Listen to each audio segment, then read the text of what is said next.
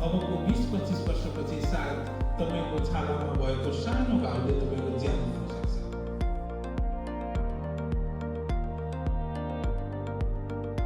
So we need to find new antibiotics. We need to find alternate ways to stop this AMR, not just antibiotics. Soon after the establishment of the Department of Microbiology in our college. हामी कुरा गर्छौं, lecture दिन्छौं, भन्छौं, तर बेलुका गएर नजिकको फार्मेसीबाट azithromycin किनेर खान्छौं। हाम्रो करिब 1 घण्टाको यो डिस्कसन सेसन रहनेछ। 2025 as act now, protect your present, secure our future. माटोको अवस्था कस्तो छ भनेर पहिला टेस्ट गर्नु पर्यो। त्यो टेस्ट गरिसकेपछि चाहिँ त्यही अनुसार बायोफर्टिलाइजर युज गर्नु पर्यो। So at least health professional, even health professional, they are not conscious enough. So they have to have care. High भयो भने सिओडी हाई हुन्छ, डिग्रेडेबल अर्ग्यानिक वेस्टको कन्सन्ट्रेसन हाई भयो भने बिओडी हाई हुन्छ। त्यसको critically about our roles as future microbiologists. Aimed at sharing departmental activities, updates in the field of microbiology,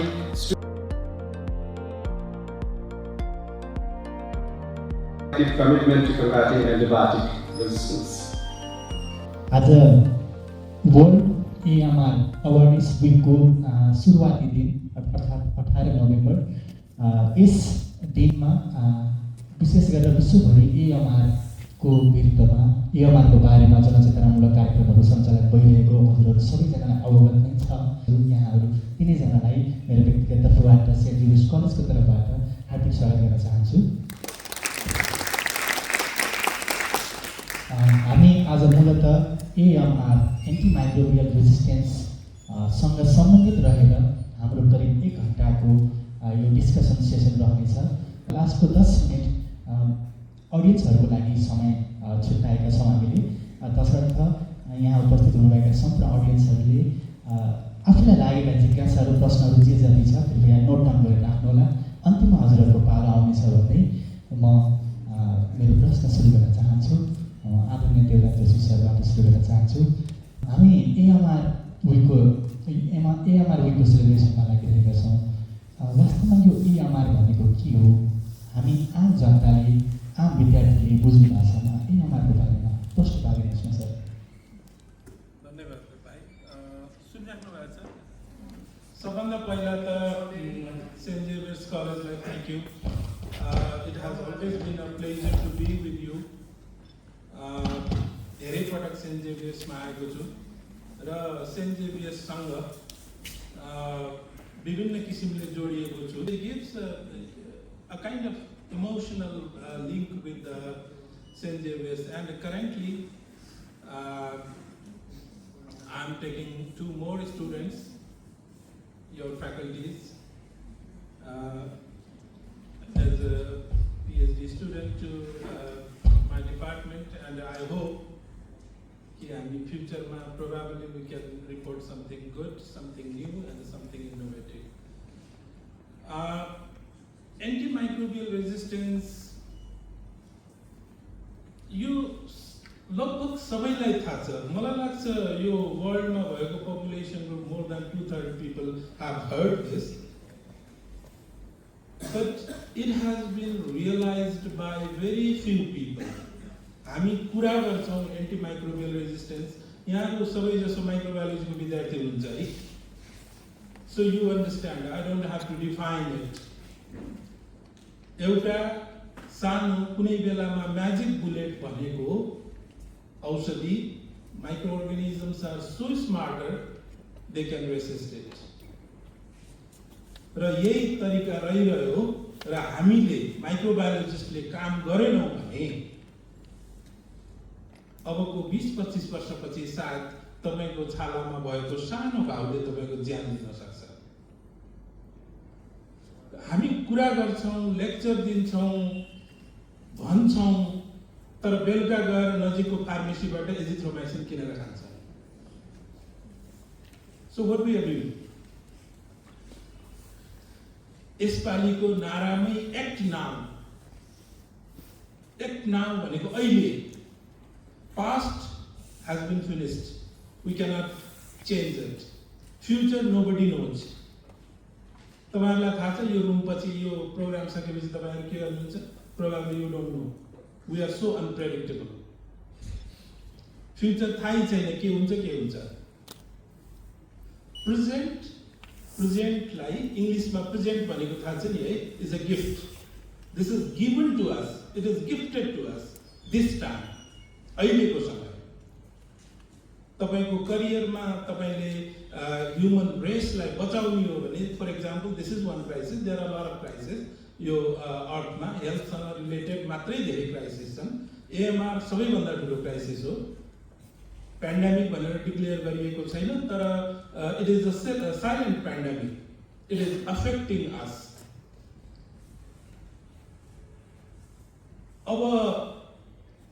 अब यो एएमआर जुन हामीले पढेका छौं, देखेका छौं, हस्पिटलमा जान्छौं, डाक्टर साहबहरुले एन्टिबायोटिक लेख्नुहुन्छ. एन्टिबायोटिक मात्र होइन, कुनै एन्टिमाइक्रोबियल्स, एन्टिभाइरल, एन्टिफंगल, तर निको हुँदैन. अनि त्यसपछि हामी महँगा औषधिहरू खान्छौं र बिग फार्माहरूलाई पैसा कमाउने उपाय दिइराछौं. त्यसैले यो एन्टिमाइक्रोबियल रेजिस्टेन्स भनेको हामी सबैको कन्सर्न हो. यसमा चाहिँ हामीले अब जुन अर्गानिजम्सहरूले, जुन माइक्रो अर्गानिजम्सहरूले जसले इन्फेक्सन गर्छन्, ती अर्गानिजम्सहरूमा जुन एन्टिबायोटिक रेजिस्टेन्स डेभलप भइसकेको छ, त्यसलाई बिस्तारै कम गर्दै जानु छ. त्यसमा अरु कसैले हेल्प गर्दैन. Microbiologist are one who can help, who can save the world. अब यसको अरु सबै धेरै भित्र डेफिनेसन्सहरुमा हामी पछि कुरा गर्दै जाउँला र यसका डिफरेन्ट एस्पेक्ट्सहरुमा we will talk about. Clinics एउटा हो, हस्पिटल एउटा सेक्टर हो. त्यसभन्दा अरु जस्तो एनिमलमा र इन्भाइरोमेन्टमा एन्टिबायोटिक रेजिस्टेन्सको स्प्रेड एकदमै डरलाग्दो किसिमले छ. केही हाम्रो रिसर्चहरुको पछि म कुरा गरौँला. त्यसलाई चाहिँ हामीले सबै सेक्टरबाट, त्यसैले यहाँहरूले अहिले धेरै सुनिराख्नु भएको शब्द एउटा वन हेल्थ सुनिराख्नु भएको छ होला. हस्पिटलबाट मात्रै सम्भव भएन. यो त 1928 मा यहाँहरूलाई थाहा छ, अलेक्जेन्डर फ्लेमिङले एक्सिडेन्टली पेनिसिलिन फाइन्ड आउट गरे, तर त्यो मार्केटमा आउन 1941 पर्खिनु पर्यो.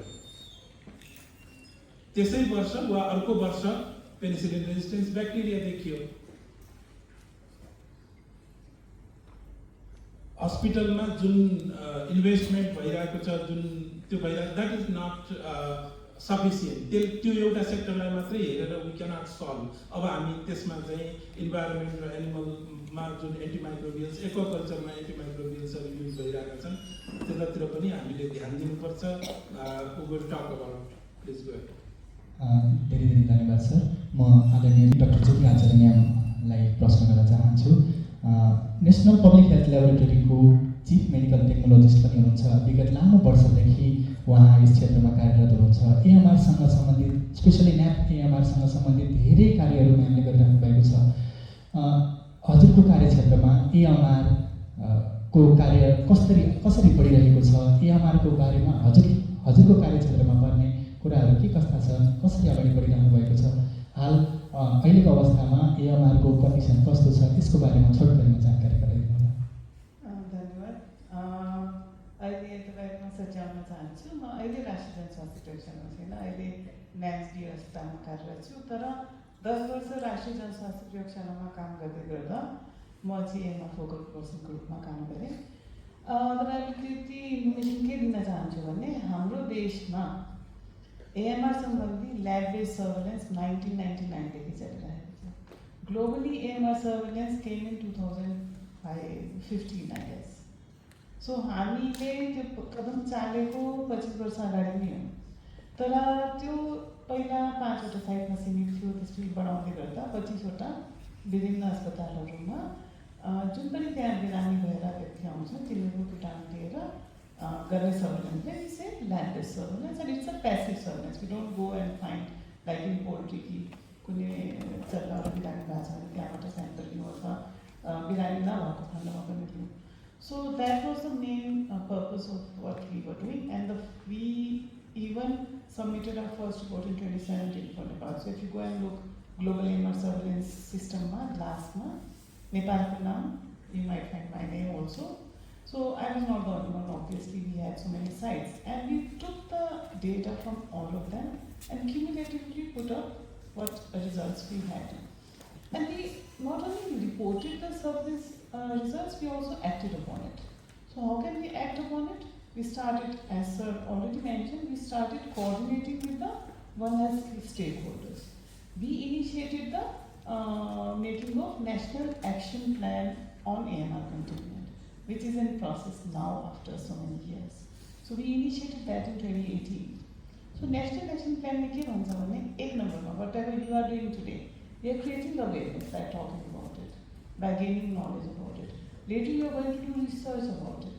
So it has 5 pillars where we have to go for awareness, we have to go for optimal use, there is the clinician pati जान्छौँ हामी, तर as a general public we need to use optimally. सरले भने जस्तै azithromycin फ्लुपेनाइन नखानु होला. Then we have to do surveillance, then we have to do innovative methods like research मात्र गरेर भएन. As microbiologists, what we are doing is we are detecting new resistance, we are detecting new microorganisms, but what can we do to stop that? So we need to find new antibiotics. We need to find alternate ways to stop this AMR, not just antibiotics, maybe bacteriophage therapy, maybe new peptides that will be coming up. So मैले गरेको त्यसबेलाको काममा पहिला AMR सर्वेलेन्समा सीमित थिएँ, पछि क्लिनिशियनहरूलाई हामीले awareness गराउन थाल्यौँ lab clinical इन्टरफेसबाट. अहिले बी अस्पतालमा कार्यरत रहँदा म एन्टिमाइक्रोबियल स्टिवर्डसिप प्रोग्रामको एउटा कोर मेम्बर र गभर्नेन्स कमिटीको मेम्बर पनि हुँ. अनि त्यहाँ हामी के गर्छौँ त, सबै हेड अफ डिपार्टमेन्टहरूलाई हामी वीर अस्पतालको जुन रिपोर्टहरू छ समय समयमा देखाइरहेको छौँ कि रेजिस्टेन्स कसरी बढिरहेको छ अथवा घटिरहेको छ. Occasionally it goes down, occasionally that is like for salmonella typhi, a bit in some of the organisms it's going down. So mostly my work has been of conducting the surveillance, conducting trainings, orientations, awareness to the clinicians, awareness to the public, and working on it. And certainly one is it also good idea. ESBL Tricycle project. So as a principal investigator मैले काम गरेको, but it was a big team. जसमा हामीले humans मा ESBL को लागि बिरामी भएर आएको व्यक्तिमा, बिरामी नभएको व्यक्तिमा we took pregnant females because mostly pregnant females don't take antibiotics. Then animals मा poultry को सिकाहरू दिएर र environment मा पनि हामीले काठमाडौँ वरिपरिका सुन्दरी जलको पानी लियौँ, खोलाहरूको पानी लियौँ, अस्पतालसँग जुन नियरबाई हुन्छ एफ्लुएन्टहरू त्यो लियौँ. And we found ESBL E. coli was present everywhere with lots of resistance. So it's something I can talk about for another hour. So I'll get back to you that yes, we did surveillance, we created awareness, and we did some research too. Thank you, ma'am. Dr. Pooja Nandan, ma'am. हजुर Nepal बायोसाइन्स research ल्याबोरेटरीको research director पनि हुनुहुन्छ. मेटाजेनोमिक्स, biofertiliser, microbial ecology सस्टेनेबिलिटीमा धेरै काम गरिरहनु भएको छ. यहाँको भवाइमा बायोफर्टिलाइजरको connection एएमआरमा के छ, हजुरको एक्सपिरियन्स भन्नु न. नमस्ते सबैजनालाई. म यो एएमआरमा स्पेसिफिकली यसमा चाहिँ काम गर्दिनँ. सो उहाँले भन्नुभयो I am working with indigenous micro organism based technology, जसमा चाहिँ I use native micro organism for the production of biofertilizer. I think हामीले कसरी कनेक्ट गर्न सक्छौँ भने recently I have isolated actinomycetes, which is I think which has dual characteristic, like it is known for producing antibiotic, in which case we consider it as a beneficial one, but it is also found to be associated with different kinds of diseases like potato scab diseases. So I have isolated it from the potato. So this one, like we all know that it carries antibiotic resistant genes. So agriculture itself could also serve as the soil, and serve as the reservoir for the antibiotic resistance bacteria or the antibiotic resistant genes. So I think हामीले यसको कसरी control गर्न सक्छौँ भने, like what I did was I isolated these actinomycetes which was causing disease in potato, And then I tried to see the inhibitory action of native microorganisms against the actinomycetes. And I found that one of the native organism, that is Pseudomonas, it is acting against actinomycetes.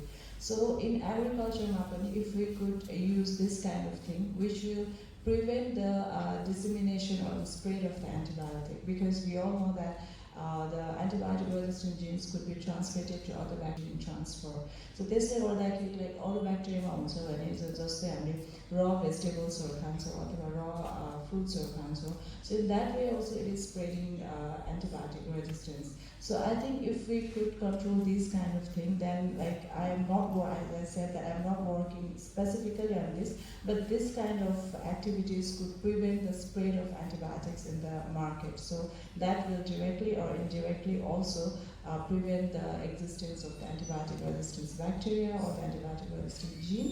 So at the same time, what I'm also doing is like we are using compost as a fertilizer in the agriculture. So when it is not treated scientifically, it can also serve as the very big source of antibiotic resistant genes or antibiotic resistant gene carrying microorganism. So we should be aware that it should also be scientifically treated, right? So that we destroy most of the antibiotics or the antibiotic carrying gene carrying microorganism. So if we incorporate these things into our practice, I think it could be a major step in preventing the spread of antibiotic resistance. Thank you, ma'am. Devraj Joshi सरलाई प्रश्न गर्न चाहन्छु. यहाँ इन्भाइरोमेन्टसँग related धेरै कार्यहरू पनि यहाँले गरिरहनु भएको छ.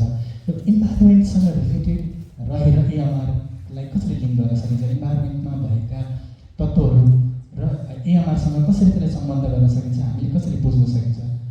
मैले भन्न खोज्नुको बुझ्नुभयो सर. बडा राम्रो प्रश्न गर्नुभयो. एन्टिमाइक्रोबियल रेजिस्टेन्स धेरै मानिसहरूलाई यो हस्पिटल र औषधि उपचार ट्रिटमेन्टसँग सम्बन्धित मात्रै लाग्न सक्छ. यहाँ सबै अघि भन्नुभयो माइक्रोबायोलोजीकै विद्यार्थीहरू हुनुहुन्छ वा सम्बन्धित हुनुहुन्छ. एन्टिमाइक्रोबियल रेजिस्टेन्स किन हुन्छ? तपाईँहरूले मेकानिजम्सहरू धेरै मेकानिजम्सहरू पढ्नु भएको छ होला. सबभन्दा नम्बर 1 कुरा चाहिँ इन्भाइरोमेन्टमा एन्टिमाइक्रोबियल्सहरूको रेजिड्यू भयो भने that stimulates microorganism to acquire the resistance. अनि रेजिस्टेन्स इन्ट्रिन्सिक रेजिस्टेन्स धेरै ठुलो प्रब्लम होइन, किनभने हामीलाई थाहा छ यो इन्ट्रिन्सिकली रेजिस्टेन्स हुन्छ भने त्यसमा हामी धेरै चिन्ता गर्नु परेन. तर अक्वायर्ड रेजिस्टेन्स प्रब्लम हो.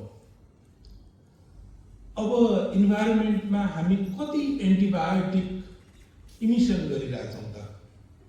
तपाईँले घरमा युज गरेको एन्टिबायोटिक डेट एक्सपायर भयो भने कहाँ हुन्छ? डस्टबिनमा होला. त्यसपछि त्यो कहाँ जान्छ? सोलिड वेस्टमा जान्छ. सोलिड वेस्टमा को लिचेट आएर कहाँ जान्छ? वाटरमा जान्छ. हामीले जति एन्टिबायोटिक खान्छौँ त्यसको हाम्रो बडीमा युज हुने भनेको लेस देन 20% हो. बाँकी 80% कहाँ जान्छ? हाम्रो टोयलेटमा जान्छ, सिवेजमा जान्छ, अल्टिमेटली रिभरमा जान्छ. त्यसमा पनि हाम्रो जस्तो देश राजधानी जहाँ चाहिँ हामीले प्रड्युस गरेको वेस्ट वाटर मध्ये 10% मात्रै ट्रिटमेन्ट हुन्छ. 90% हाम्रो रिभुलेट्सहरू र रिभरमा जान्छ. अनि हामीले इन्भाइरोमेन्टमा कति एन्टिबायोटिक थुपारेका छौँ त? अलट. यसमा सायद 2-3 महिनामा हाम्रो एउटा पेपर आउँछ होला. हामीले बागमती रिभरमा ग्राउन्ड वाटरमा सबैमा एन्टिबायोटिक रेजिड्यू हेरेका छौँ. 24 वटा डिफ्रेन्ट एन्टिबायोटिक र एन्टिमाइक्रोबियल्स हेरेका छौँ. तपाईँलाई अहिले रेफरेन्स मैले त्यो डेटा डिस्क्लोज गरिनँ. तपाईँलाई एउटा इक्जाम्पल, इन्डियामा गङ्गा रिभर, होली रिभर है, grams of antibiotics per KG of sediment, milligram होइन ग्राम्स. त्यो त्यति धेरै एन्टिबायोटिक. तपाईँको अगाडि कोही मान्छे हतियार लिएर आयो भने तपाईँ प्रोटेक्सन गर्नुहुन्न. ब्याक्टेरियाले गर्दैन, गर्न पर्यो नि त। उसको अगाडि टक्सिक सब्स्टेन्स छ, उसलाई किल गर्ने सब्स्टेन्स छ, उसले मेकानिजम डेभलप त गर्नै पर्यो नि। सर्भाइभल त सबैको राइट हो। त्यसैले इन्भाइरोमेन्ट यो किन हुन्छ भने वेस्ट वाटर अथवा इन्भाइरोमेन्टमा यति स्ट्रेस हुन्छ कि हरिजन्टल जिन ट्रान्सफरको बेस्ट भेहिकल हो इन्भाइरोमेन्ट, पर्टिकुलरली वेस्ट वाटर। त्यहाँ horizontal gene transfer very fast हुन्छ, कन्जुगेसनको रेट हाई हुन्छ, ट्रान्सडक्सन पनि हुन्छ ब्याक्टेरियोफाज, अभियसली त्यहाँ हुने नै भयो। अनि त्यसले त्यो जुन वेस्ट वाटरमा अब अर्गानिजम पनि त्यही रहेको छ हैन। अब तपाईले एउटा वर्ड सुन्नुभएको छ वेस्ट वाटर बेस्ड एपिडेमियोलोजी, हामी अलिअलि काम गर्छौँ त्यसमा। तपाईलाई नछोइकन, तपाईबाट कुनै स्याम्पल नलिकन लास्ट 48 आवरमा तपाईले के एक्टिभिटी गर्नुभयो, के खानुभयो, तपाईको बडीमा के छ, भाइरस छ कि ब्याक्टेरिया छ कि, तपाईले ड्रग एब्युज गर्नुभयो गर्नु भएन, हामी भन्न सक्छौँ। तपाईको टोयलेटको पानी चाहिन्छ अलिकति। त्यसैले अब ब्याक्टेरिया हाम्रो बडीमा इन्फेक्ट गर्ने ब्याक्टेरियाहरू पनि त्यहीँ गए, भाइरस पनि त्यहीँ गए, भाइरल एजेन्ट पनि तपाईले त्यही इन्भाइरोमेन्टमा दिनुभएको छ, एन्टिबायोटिक्सहरू पनि त्यही इन्भाइरोमेन्टमा दिनुभएको छ। अनि यो त घुमेर आउने हो नि त। प्याथोजन, ह्युमन प्याथोजनको लागि इन्भाइरोमेन्ट त ट्रान्जिएन्ट इन्भाइरोमेन्ट हो नि। त्यहाँ ऊ फुल्ली आफ्नो लाइफ साइकल त बिताउने होइन, अल्टिमेटली उसले आफ्नो हस्टमा आउनु पर्यो। इन्भाइरोमेन्टबाट कम्युनिटीमा वाटरबर्न, फुडबर्न डिजिजहरू सुन्नु भएको छ हैन। त्यो त ह्युमनको मात्रै कुरा भयो। हामी ह्युमनमा कति एन्टिबायोटिक युज गर्छौँ? हामीले ह्युमनमा युज गर्ने भन्दा धेरै गुणा बढी त एक्वाकल्चर, पोल्ट्री, पिग फार्ममा युज हुन्छ। अनि त्यो सबै कहाँ गइरहेछ? इन्भाइरोमेन्टमा गइरहेछ। तपाईले नेपालको ड्रिङ्किङ वाटर क्वालिटी स्ट्यान्डर्ड सुन्नुभएको छ होला, जेनेरिक स्ट्यान्डर्ड्स वेस्ट वाटरको पनि सुन्नुभएको छ होला। त्यहाँ देख्नु भएको छ एन्टिबायोटिक यति ट्रिट गर्नुपर्छ अनि मात्रै रिभरमा मिसाउन पाइन्छ? छैन, काहीँ पनि छैन। Because we don't know how much antibiotic really stimulate the horizontal gene transfer. तपाईहरु रिसर्चर हुनुहुन्छ, तपाईहरुले रिसर्च गर्नुहुन्छ होला। हामी धेरै जसो अहिले सेन्ट्रल डिपार्टमेन्ट अफ माइक्रोबायोलोजी 35 वर्ष भयो, त्यसमा चाहिँ हामीले 30 वर्षदेखि रिसर्च गरिरहेछौँ। हाम्रा 90% रिसर्चहरू एएमआरमा बेस्ड छन्। गर्छौँ कि हस्पिटलमा जान्छौँ, हस्पिटलमा त्यहाँ रजिस्टर छँदैछ, एन्टिबायोटिक ससेप्टेबिलिटी टेस्ट गरेकै छ, लिएर आउँछौँ। अनि इकोलाई यति, क्लेब्सेला यति, सिडोमोनास यति। पहिलो कुरा त रिसर्चको डिजाइनैमा हामी धेरै पुअर छौँ। सेकेन्ड चाहिँ हामी सर्वे मात्रै गरिरहेछौँ, सिचुएसन मात्रै भनिरहेछौँ। खै त सोल्युसन कसरी वेस्ट वाटरमा एन्टिबायोटिकको कन्सन्ट्रेसनलाई रिड्युस गर्ने सो द्याट हरिजन्टल जिन ट्रान्सफरलाई रोक्न सकियोस्, घटाउन सकियोस्। कति एन्टिबायोटिकले कन्जुगेसनको फ्रिक्वेन्सीलाई इन्क्रिज गर्छ? म पिएचडी गर्दाखेरि एकजना मेरो कलिग काम गर्दै थिइन् टेट्रासाइक्लिनमा, अक्सिटेट्रासाइक्लिनमा, फार्मास्युटिकल कम्पनीको वेस्ट वाटर लिएर। They have recommended some concentration. पछि त्यही कन्सन्ट्रेसन हामी उहाँहरूले पेपर पनि राम्रै पब्लिस गर्नुभयो, तर पछि त्यही कन्सन्ट्रेसन राखेर हामीले सिमुलेटेड वाटरमा गर्दाखेरि it was not like conjugation frequency जति एक्सपेक्टेड थियो त्यो आएन। त्यसको अर्थ स्टिल वी डोन्ट नो। अनि गभर्मेन्टले कहाँबाट लागू गर्छ त? कति भनिदिने त? 5 ग्राम पर एमएल के अरे पर लिटर भन्ने कि 5 mg पर? त्यो त तपाईँले भनिदिने हो नि त। त्यसैले तपाईँहरू जसले एन्टिबायोटिक रेजिस्टेन्समा रिसर्च गर्ने भन्ने सोचिराख्नु भएको छ, हस्पिटलमा गएर अथवा एउटा वेस्ट वाटर ल्याएर इकोलाई आइसोलेट गरेर यसमा त मैले NDM5 भेटेँ भनेर त्यो डाँडामा बस्ने रामबहादुरलाई केही फाइदा हुँदैन। हाम्रो रिसर्चले त्यो फाइन्डिङ जुन चाहिँ एक्ज्याक्टली युज गर्न सकियोस्, गभर्मेन्टले पोलिसीमा युज गर्न सकियोस्। अहिले हामी सेन्ट्रल डिपार्टमेन्ट अफ माइक्रोबायोलोजीमा we are reviewing all the research. हामीले 30 इयर्समा के गर्यौँ भन्ने कुरा हामी रिभ्यू गर्दैछौँ। अहिले हाम्रो स्टुडेन्टहरू काम गर्दैछन्, हामी एब्स्ट्र्याक्टहरू सबै थेसिसका कलेक्ट गर्दैछौँ। 20 वटा PhD थेसिस भएका छन् अहिलेसम्म र नियरली 750 चाहिँ मास्टर्स थेसिस भएका छन्। अघि नै मैले भने 90% AMR मा। तर we don't have the one statement to say we are trying to search. अनि त्यसपछि हामी गभर्मेन्टसँग र ज्योतिसँग त्यसपछि will come up with some idea. त्यसपछि त्यसैले म फेरि इन्भाइरोमेन्टमा म फेरि पनि भन्दैछु, इन्भाइरोमेन्ट अझै पनि हामीले 1999 बाट AMR को सर्भिलेन्स सुरु गर्यौँ। वर्ल्डमा धेरै ठाउँमा त्योभन्दा अगाडिबाट रिसर्च भइरहेकै थियो हैन। तर युनाइटेड नेसन इन्भाइरोमेन्टल प्रोग्रामले 2013 मा केन्यामा उसको कन्फरेन्समा फर्स्ट टाइम भन्यो enough is enough, now you have to look to the environment to combat the antibiotic resistance. तपाईँ हस्पिटलको स्टेवार्डसिपले मात्रै कन्ट्रोल गर्न सक्नुहुन्न, बिकज हरिजन्टल जिन ट्रान्सफर अर्कैतिर बढी भइरहेछ। अनि त्यहाँदेखि 2012 इयर्स गयो, we have lot of data on environmental AMR। धेरै डेटा छ, पोल्ट्रीमा छ, सबै वेस्ट वाटरमा, रिभरमा छ, तर वी डोन्ट ह्याभ सोल्युसन छैन। त्यो सोल्युसनका लागि वी हेभ टु वर्क। एउटा सानो एउटा स्टेटमेन्ट भनेर एउटा अस्ति भर्खरै हामीले 25 मै पब्लिस गरेका छौँ। व्हाट वी सॉ इज गुहेश्वरीको वेस्ट वाटर ट्रिटमेन्ट गरेपछि ARB एन्टिबायोटिक रेजिस्टेन्ट ब्याक्टेरियाको नम्बर रिड्युस भएको छ, एन्टिबायोटिक रेजिस्टेन्ट जिनको नम्बर रिड्युस भएको छ। तर त्यही बागमतीमा डाउनस्ट्रिममा चोबारमा गएर हामीले वाटर लिएर हेर्दाखेरि फेरि AMR को लेभल हाई भइसक्यो। त्यसको अर्थ के भने हामीले वेस्ट वाटर ट्रिटमेन्ट त्यो पनि यसरी डिजाइन गर्नु पर्यो जसमा ब्याक्टेरियालाई रिड्युस गर्न सकियोस्। त्यसले AMR लाई घटाउन हेल्प गर्छ। तर फेरि तपाईले सिधै रिभरमा चाहिँ वेस्ट वाटर मिसाइदिनु भयो भने फेरि बढ्छ।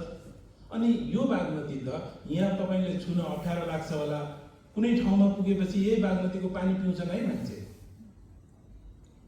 अनि त्यो उनीहरूलाई त वाटरबोर्न इन्फेक्सन, त्यो पनि ड्रग रेसिस्टेन्ट सम्भव छ नि। भइरहेछ कि छैन हामीले त्यता हेरेकै छैनौँ, तर सम्भव छ नि। हो त्यसैले इन्भाइरोमेन्ट अझै लेस एक्नोलेज्ड एरिया छ, यसमा काम गर्नुपर्छ। यहीबाट बढी सोल्युसन आउला भन्ने मलाई लाग्छ। म अलिकति प्रोफेसनली बायस हुन सक्छु, म त्यसमा काम गर्ने हुनाले, तर त्यसैले बढी सोल्युसन दिन्छ। यदि हामीले इन्भाइरोमेन्टबाट आउने अर्गानिजम्सहरूमा एन्टिबायोटिक रेजिस्टेन्सलाई रोक्न सक्यौँ भने कम्युनिटीमा र इभन नोजोकोमियल इन्फेक्सन पनि घट्ला भन्ने मलाई लाग्छ। सरले भन्नुभयो हाम्रो नेपालको कन्टेक्स्टमा AMR related, specially environment waste वाटरसँग रिलेटेड धेरै रिसर्चेसहरू भइरहेका छन्, भएका पनि छन्। 90% भन्दा बढी नै AMR रिलेटेड रिसर्चेसहरू भएका छन् भन्नुभयो। त्यसका आउटकम्सहरू पनि पक्कै पनि कोही जर्नल्सहरूमा पब्लिस भयो होला, कोही कति पब्लिस भयो होला। त्यसका आउटकम्सहरूलाई एक्ज्याक्टली गभर्मेन्ट बडीसँग कसरी त्यसलाई चाहिँ मर्ज गर्नुभएको छ, मैले आदरणीय ज्योति म्यामसँग प्रश्न गर्न चाहन्छु। यो पोलिसीका कुराहरू र यो रिसर्चका आउटकम्सलाई कसरी चाहिँ नेसनल लेभलमा इम्प्लिमेन्ट भइरहेको छ, यो कुरालाई प्रश्न पार्दैन। Again, I'd like to thank you for the very pertinent question. जुन हामीहरूले पनि धेरैवटा समिति बनायौँ, राष्ट्रिय स्तरको समिति बनायौँ, जसमा एनिमल हेल्थको सचिव हुनुहुन्छ, हाम्रो ह्युमन हेल्थको सचिव हुनुहुन्छ, एन्भाइरोमेन्टको, प्लान्टको, पशुपन्छी, इभन वन सम्बन्धी, एजुकेसन सम्बन्धी, we got a multi-sectoral committee in place. तर त्यहाँ पनि कुरा के आयो भने हामीले एउटा नेसनल एक्सन प्लान बनायौँ। त्यो नेसनल एक्सन प्लानले फुडमा पनि हेर्नु पर्यो, एनिमल्समा पनि हेर्नु पर्यो, प्लान्ट्समा पनि हेर्नु पर्यो, एन्भाइरोमेन्टमा पनि हेर्नु पर्यो भन्नु। तर how can we get that all data together to make it actionable भन्ने कुरामा अझै पनि अप्ठ्यारो छ। किनभने सरले भने जस्तै हामीले भन्यौँ यो यति थरी अर्गानिजम आयो, यिनीहरूको यति थरी जिन्स छ, and then we do some small projects where we show that okay, these are the genes that are circulating. But how do we stop that? Right? By working together. So earlier what we are trying to do is we are going to start a genomic surveillance. Just data, अहिले जुन data human हेल्थको आयो, animal हेल्थको आयो, फुडको आयो, एन्भाइरोमेन्टको अझै सुरु भएको छैन, उहाँकोमा केमिकल बढी थियो, माइक्रोबायोटिक भर्खर ल्याब इस्टाब्लिस भएको छ भने एन्भाइरोमेन्टको पार्ट अफ त्यसले पनि कमजोर भयो। सो जुन अहिले आएका हाम्रो कीटाणुहरू छन् तिनीहरूको जिनोमिक सर्वेलेन्स गरेर फाइलोजेनी हेरेर वी क्यान गेट कहाँ चाहिँ स्रोत बढी छ। Is it coming from plants to animals to from the soil to plants है, त्यो हामीले सर्कुलेसनलाई कहीँ स्टप गर्न सक्यो भने मात्रै is going to happen. Another thing what we are thinking of is promoting alternative therapies. त्यो हाम्रो मन्त्रालयको विज्ञप्तिमा पनि थियो, सबै एन्टिबायोटिकमा भर नगरौँ। अहिले फाजमा कतिजनाले बायोटेक्नोलोजीमा काम गरिराख्नु भएको छ, फाज थेरापीको अझै पनि we haven't been able to utilize it's at much. Immune मोडुलेटर्सको कुरा आउँछ, हाम्रै आयुर्वेद छ मिल्छ भने, एक्युट केसमा त मिल्दैन, आयुर्वेद भयो, होमियोप्याथी भयो। So we should try to go for alternative therapies. अनि अहिले एआईको जमानामा AI is coming up with immunomodulators and new types of peptides, antimicrobial peptides, तिनीहरूले युज गरेर हेर्ने कि। तर एज सच हामीले सबै सेक्टर्सहरूलाई एउटा पोलिसी बनायौँ, एउटा एक्सन प्लान बनायौँ, नेसनल हेल्थ पोलिसी बनायौँ, एआईमा सम्बन्धी रणनीति बनायौँ। तर त्यो नीतिले एक्ज्याक्टली यो गर्दैमा हामी स्टप गर्न सक्छौँ भन्ने छैन। It has to be 100 different efforts that are taking us to a particular stage, त्यसपछि we can plan as to how we can stop. So What are the challenges?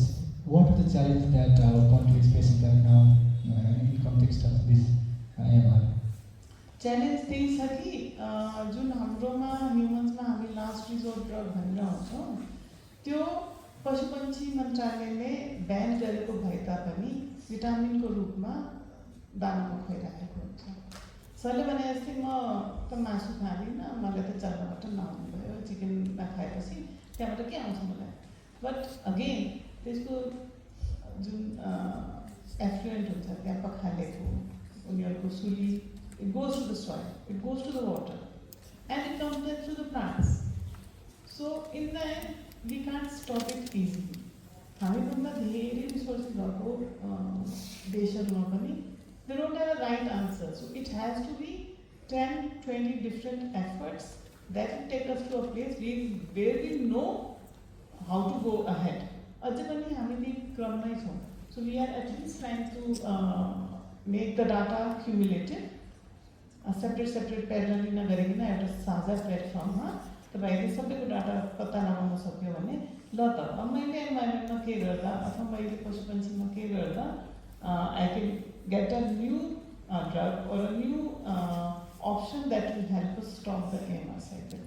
It's going to stay there because even if we stop using antibiotics, microorganisms are spontaneously they are mutating. 1 in a million, तर उनीहरूलाई मिलियनमा change हुन धेरै दिन लाग्दैन, हामीहरू जस्तो होइन। So it has to be our effort to not take it further than the present state. त्यसको लागि सरले भने जस्तो हामी सर्भेलेन्स मात्रै गरिरहेको छौँ, but yes that gives us the evidence as to what we can do next.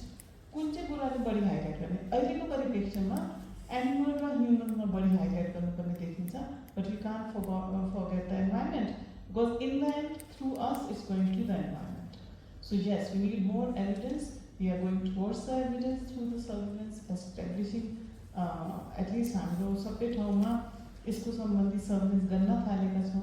एन्भाइरोमेन्टमा it took us 10 years to establish a microbiology lab. At least त्यो अब एउटा पहिलो कदम भयो नि। Later we get more मन्त्रालयको तर्फबाट official reports. रिसर्च त हाम्रो देशमा धेरै भएको छ। अहिले 30 वर्ष त सेन्ट्रल डिपार्टमेन्ट अफ माइक्रोबायोलजी हो, त्योभन्दा अगाडि पनि मान्छेले गरिरहेको थियो। But what we don't do is हाम्रो 5औं पिलर मैले रिसर्च भनेको थिएँ नि, त्यो रिसर्चले कसरी युटिलाइज गर्ने। तपाईँबाट आएको research if you are not giving a cumulative conclusion to the ministry, it doesn't make a difference. We have NHRC, एनएचआरसीले 100 रिसर्च हुन्छ। तपाईँहरूले पनि कुनै ह्युमनमा गर्नु छ भने एनएचआरसीबाट एप्रुभल लिएर गर्नुहुन्छ। But are they taking that result, analyzing it as CDM is doing?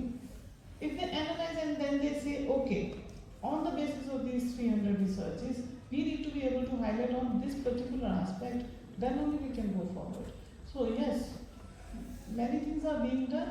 Again, we are yet in a transient stage. They're not at the stage of you're going to start AMR. So I can't answer you, but yes, that is the answer. Thank you ma'am Puja म्यामले प्रश्न गर्न चाहे नेपालमा विभिन्न bio fertiliser इन्डस्ट्रिजहरू पनि सञ्चालन आइरहेका छन् यो बायो फर्टिलाइजर इन्डस्ट्रिजहरू र अनि एन्टिबायोटिक्स प्रोडक्सनदेखि लिएर EMRसँग रिलेसन यसलाई कसरी जोड्नुहुन्छ हजुरले जसले गर्दाखेरि यो जुन AMRको इस्युजहरू आइरहेको छ यसलाई चाहिँ न्यूनीकरण गर्न सकियोस् यसलाई मिनिमाइज गर्न सकियोस् role of bio fertilizer industries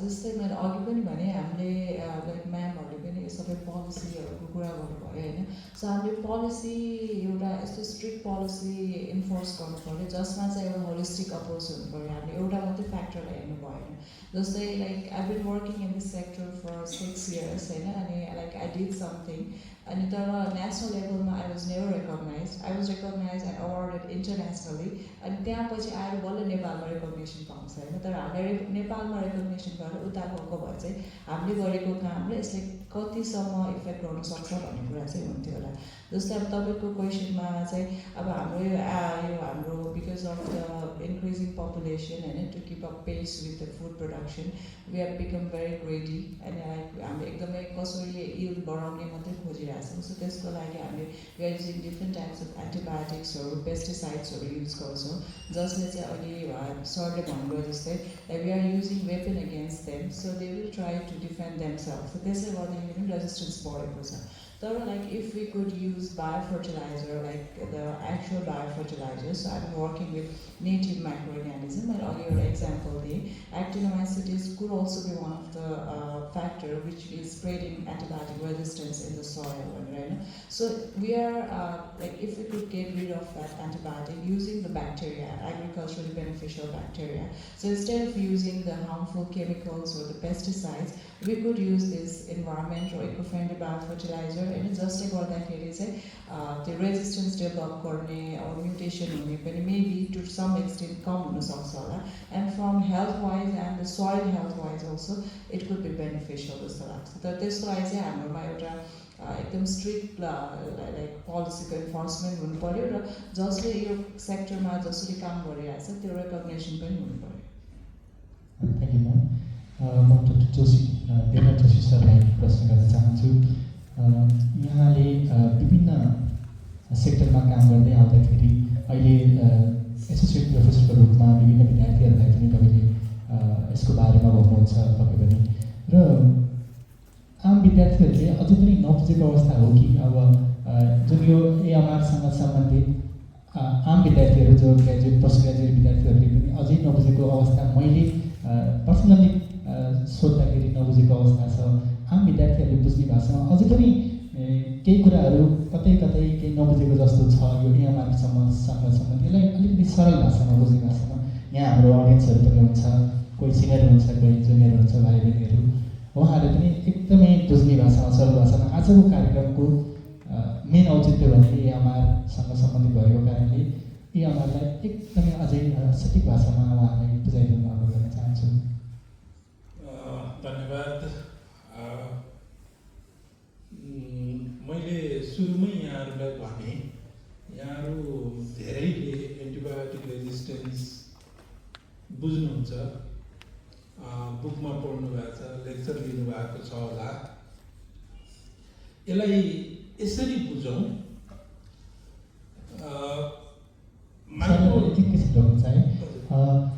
हामीले घरमा हाम्रो घर परिवारलाई हाम्रो अभिभावकलाई पनि कसरी यसको बारेमा बुझाउने त्यो पनि हामीलाई बताइदिनु होला ताकि हामीले हाम्रो घरमा हाम्रो समुदायमा पनि यसको बारेमा केही चेतनाहरू फैलाउन सकियोस्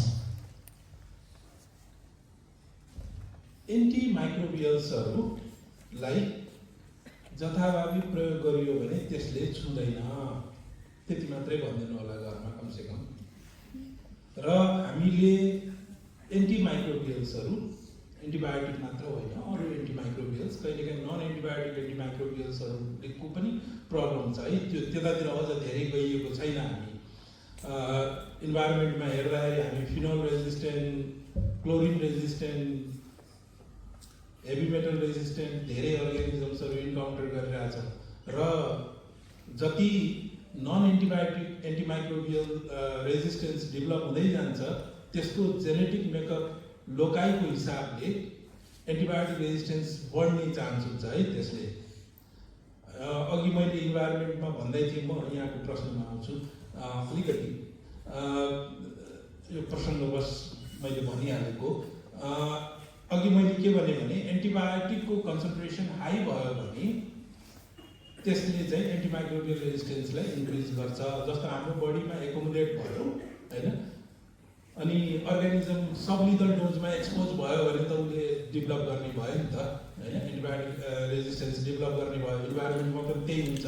अनि इन्भाइरोमेन्टमा अर्को हामीले के देखेका छौँ भने यो हामीले 23 मा पब्लिस गरेका छ एउटा पत्रिकाको पेपरमा, बागमतीको रिभरमा जहाँ सिओडी र बिओडीको रेसियो हाई छ त्यहाँ चाहिँ एन्टिबायोटिक रेजिस्टेन्स पनि हाई छ। हामीले के अरे माथि अपस्ट्रिमदेखि डाउनस्ट्रिमसम्मको वाटरमा हेर्दाखेरि जहाँ बिओडी भनेको बायोलोजिकल अक्सिजन डिमान्ड, सिओडी भनेको केमिकल अक्सिजन डिमान्ड होइन, अर्ग्यानिक म्याटरलाई अक्सिडाइज गर्ने, केमिकल्ली अक्सिडाइज गर्न चाहिने। त्यसको अर्थ के भने नन डिग्रेडेबल अर्ग्यानिक वेस्टको कन्सन्ट्रेसन हाई भयो भने सिओडी हाई हुन्छ, डिग्रेडेबल अर्ग्यानिक वेस्टको कन्सन्ट्रेसन हाई भयो भने बिओडी हाई हुन्छ।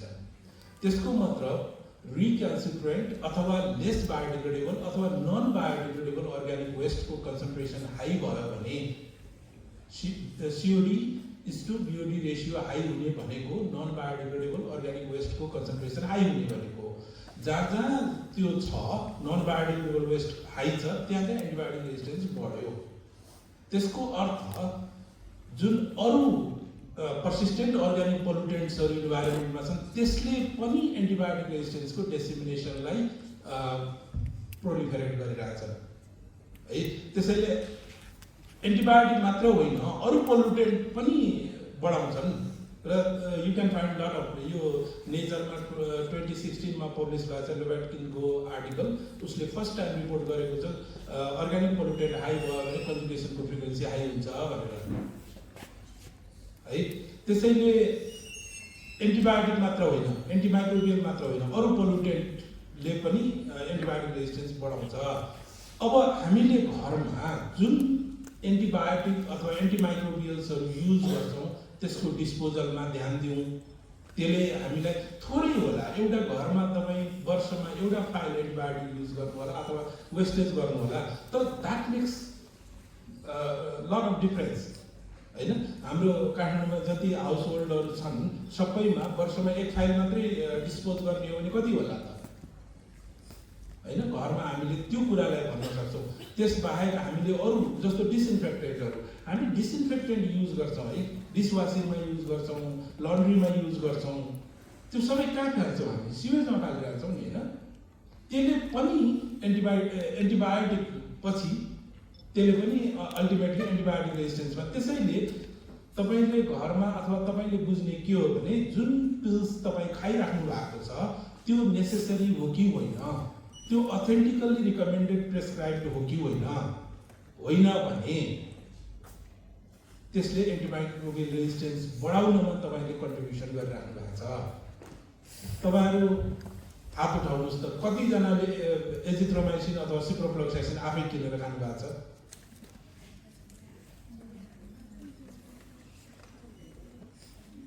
नढाँटिकन भन्नुहोस् है। आई बिलिभ कि अलमोस्ट है, नभए कसै साथीले अथवा कसैले अथवा तपाईँले टेलिफोन कन्भर्सेसनमा। सर मैले एउटा कुरा जोड्न चाहेँ, म आफै पनि यसको भिक्टिम भएको छु। मलाई अलिक पहिला यो जुन जतिखेर म माइक्रोबायोलोजी जोइन गरेको थिएँ प्लस टू पढ्ने बेलामा मलाई एन्टिबायोटिक यो मेडिसिनको बारेमा जानकारी थिएन र म नजिकको अस्पताल होइन क्लिनिकमा गएँ र मलाई एकदम गाह्रो भइरहेको थियो, खोकी लागिरहेको थियो 2 दिनदेखि। अनि मलाई छिटो निकाउने औषधि दिनु भने मैले, किनभने सायद म भोलि या पर्सिपल्ट म कतै जाँदै थिएँ घुम्न, अनि मलाई छिटो निकाउने औषधि दिनु भन्दाखेरि उहाँले मलाई एन्टिबायोटिक्स दिनुभएको रहेछ। म त्यो एन्टिबायोटिक हो कि नर्मल मेडिसिन हो मलाई त्यतिखेर थाहा थिएन, मैले पछि बल्ल थाहा पाएँ।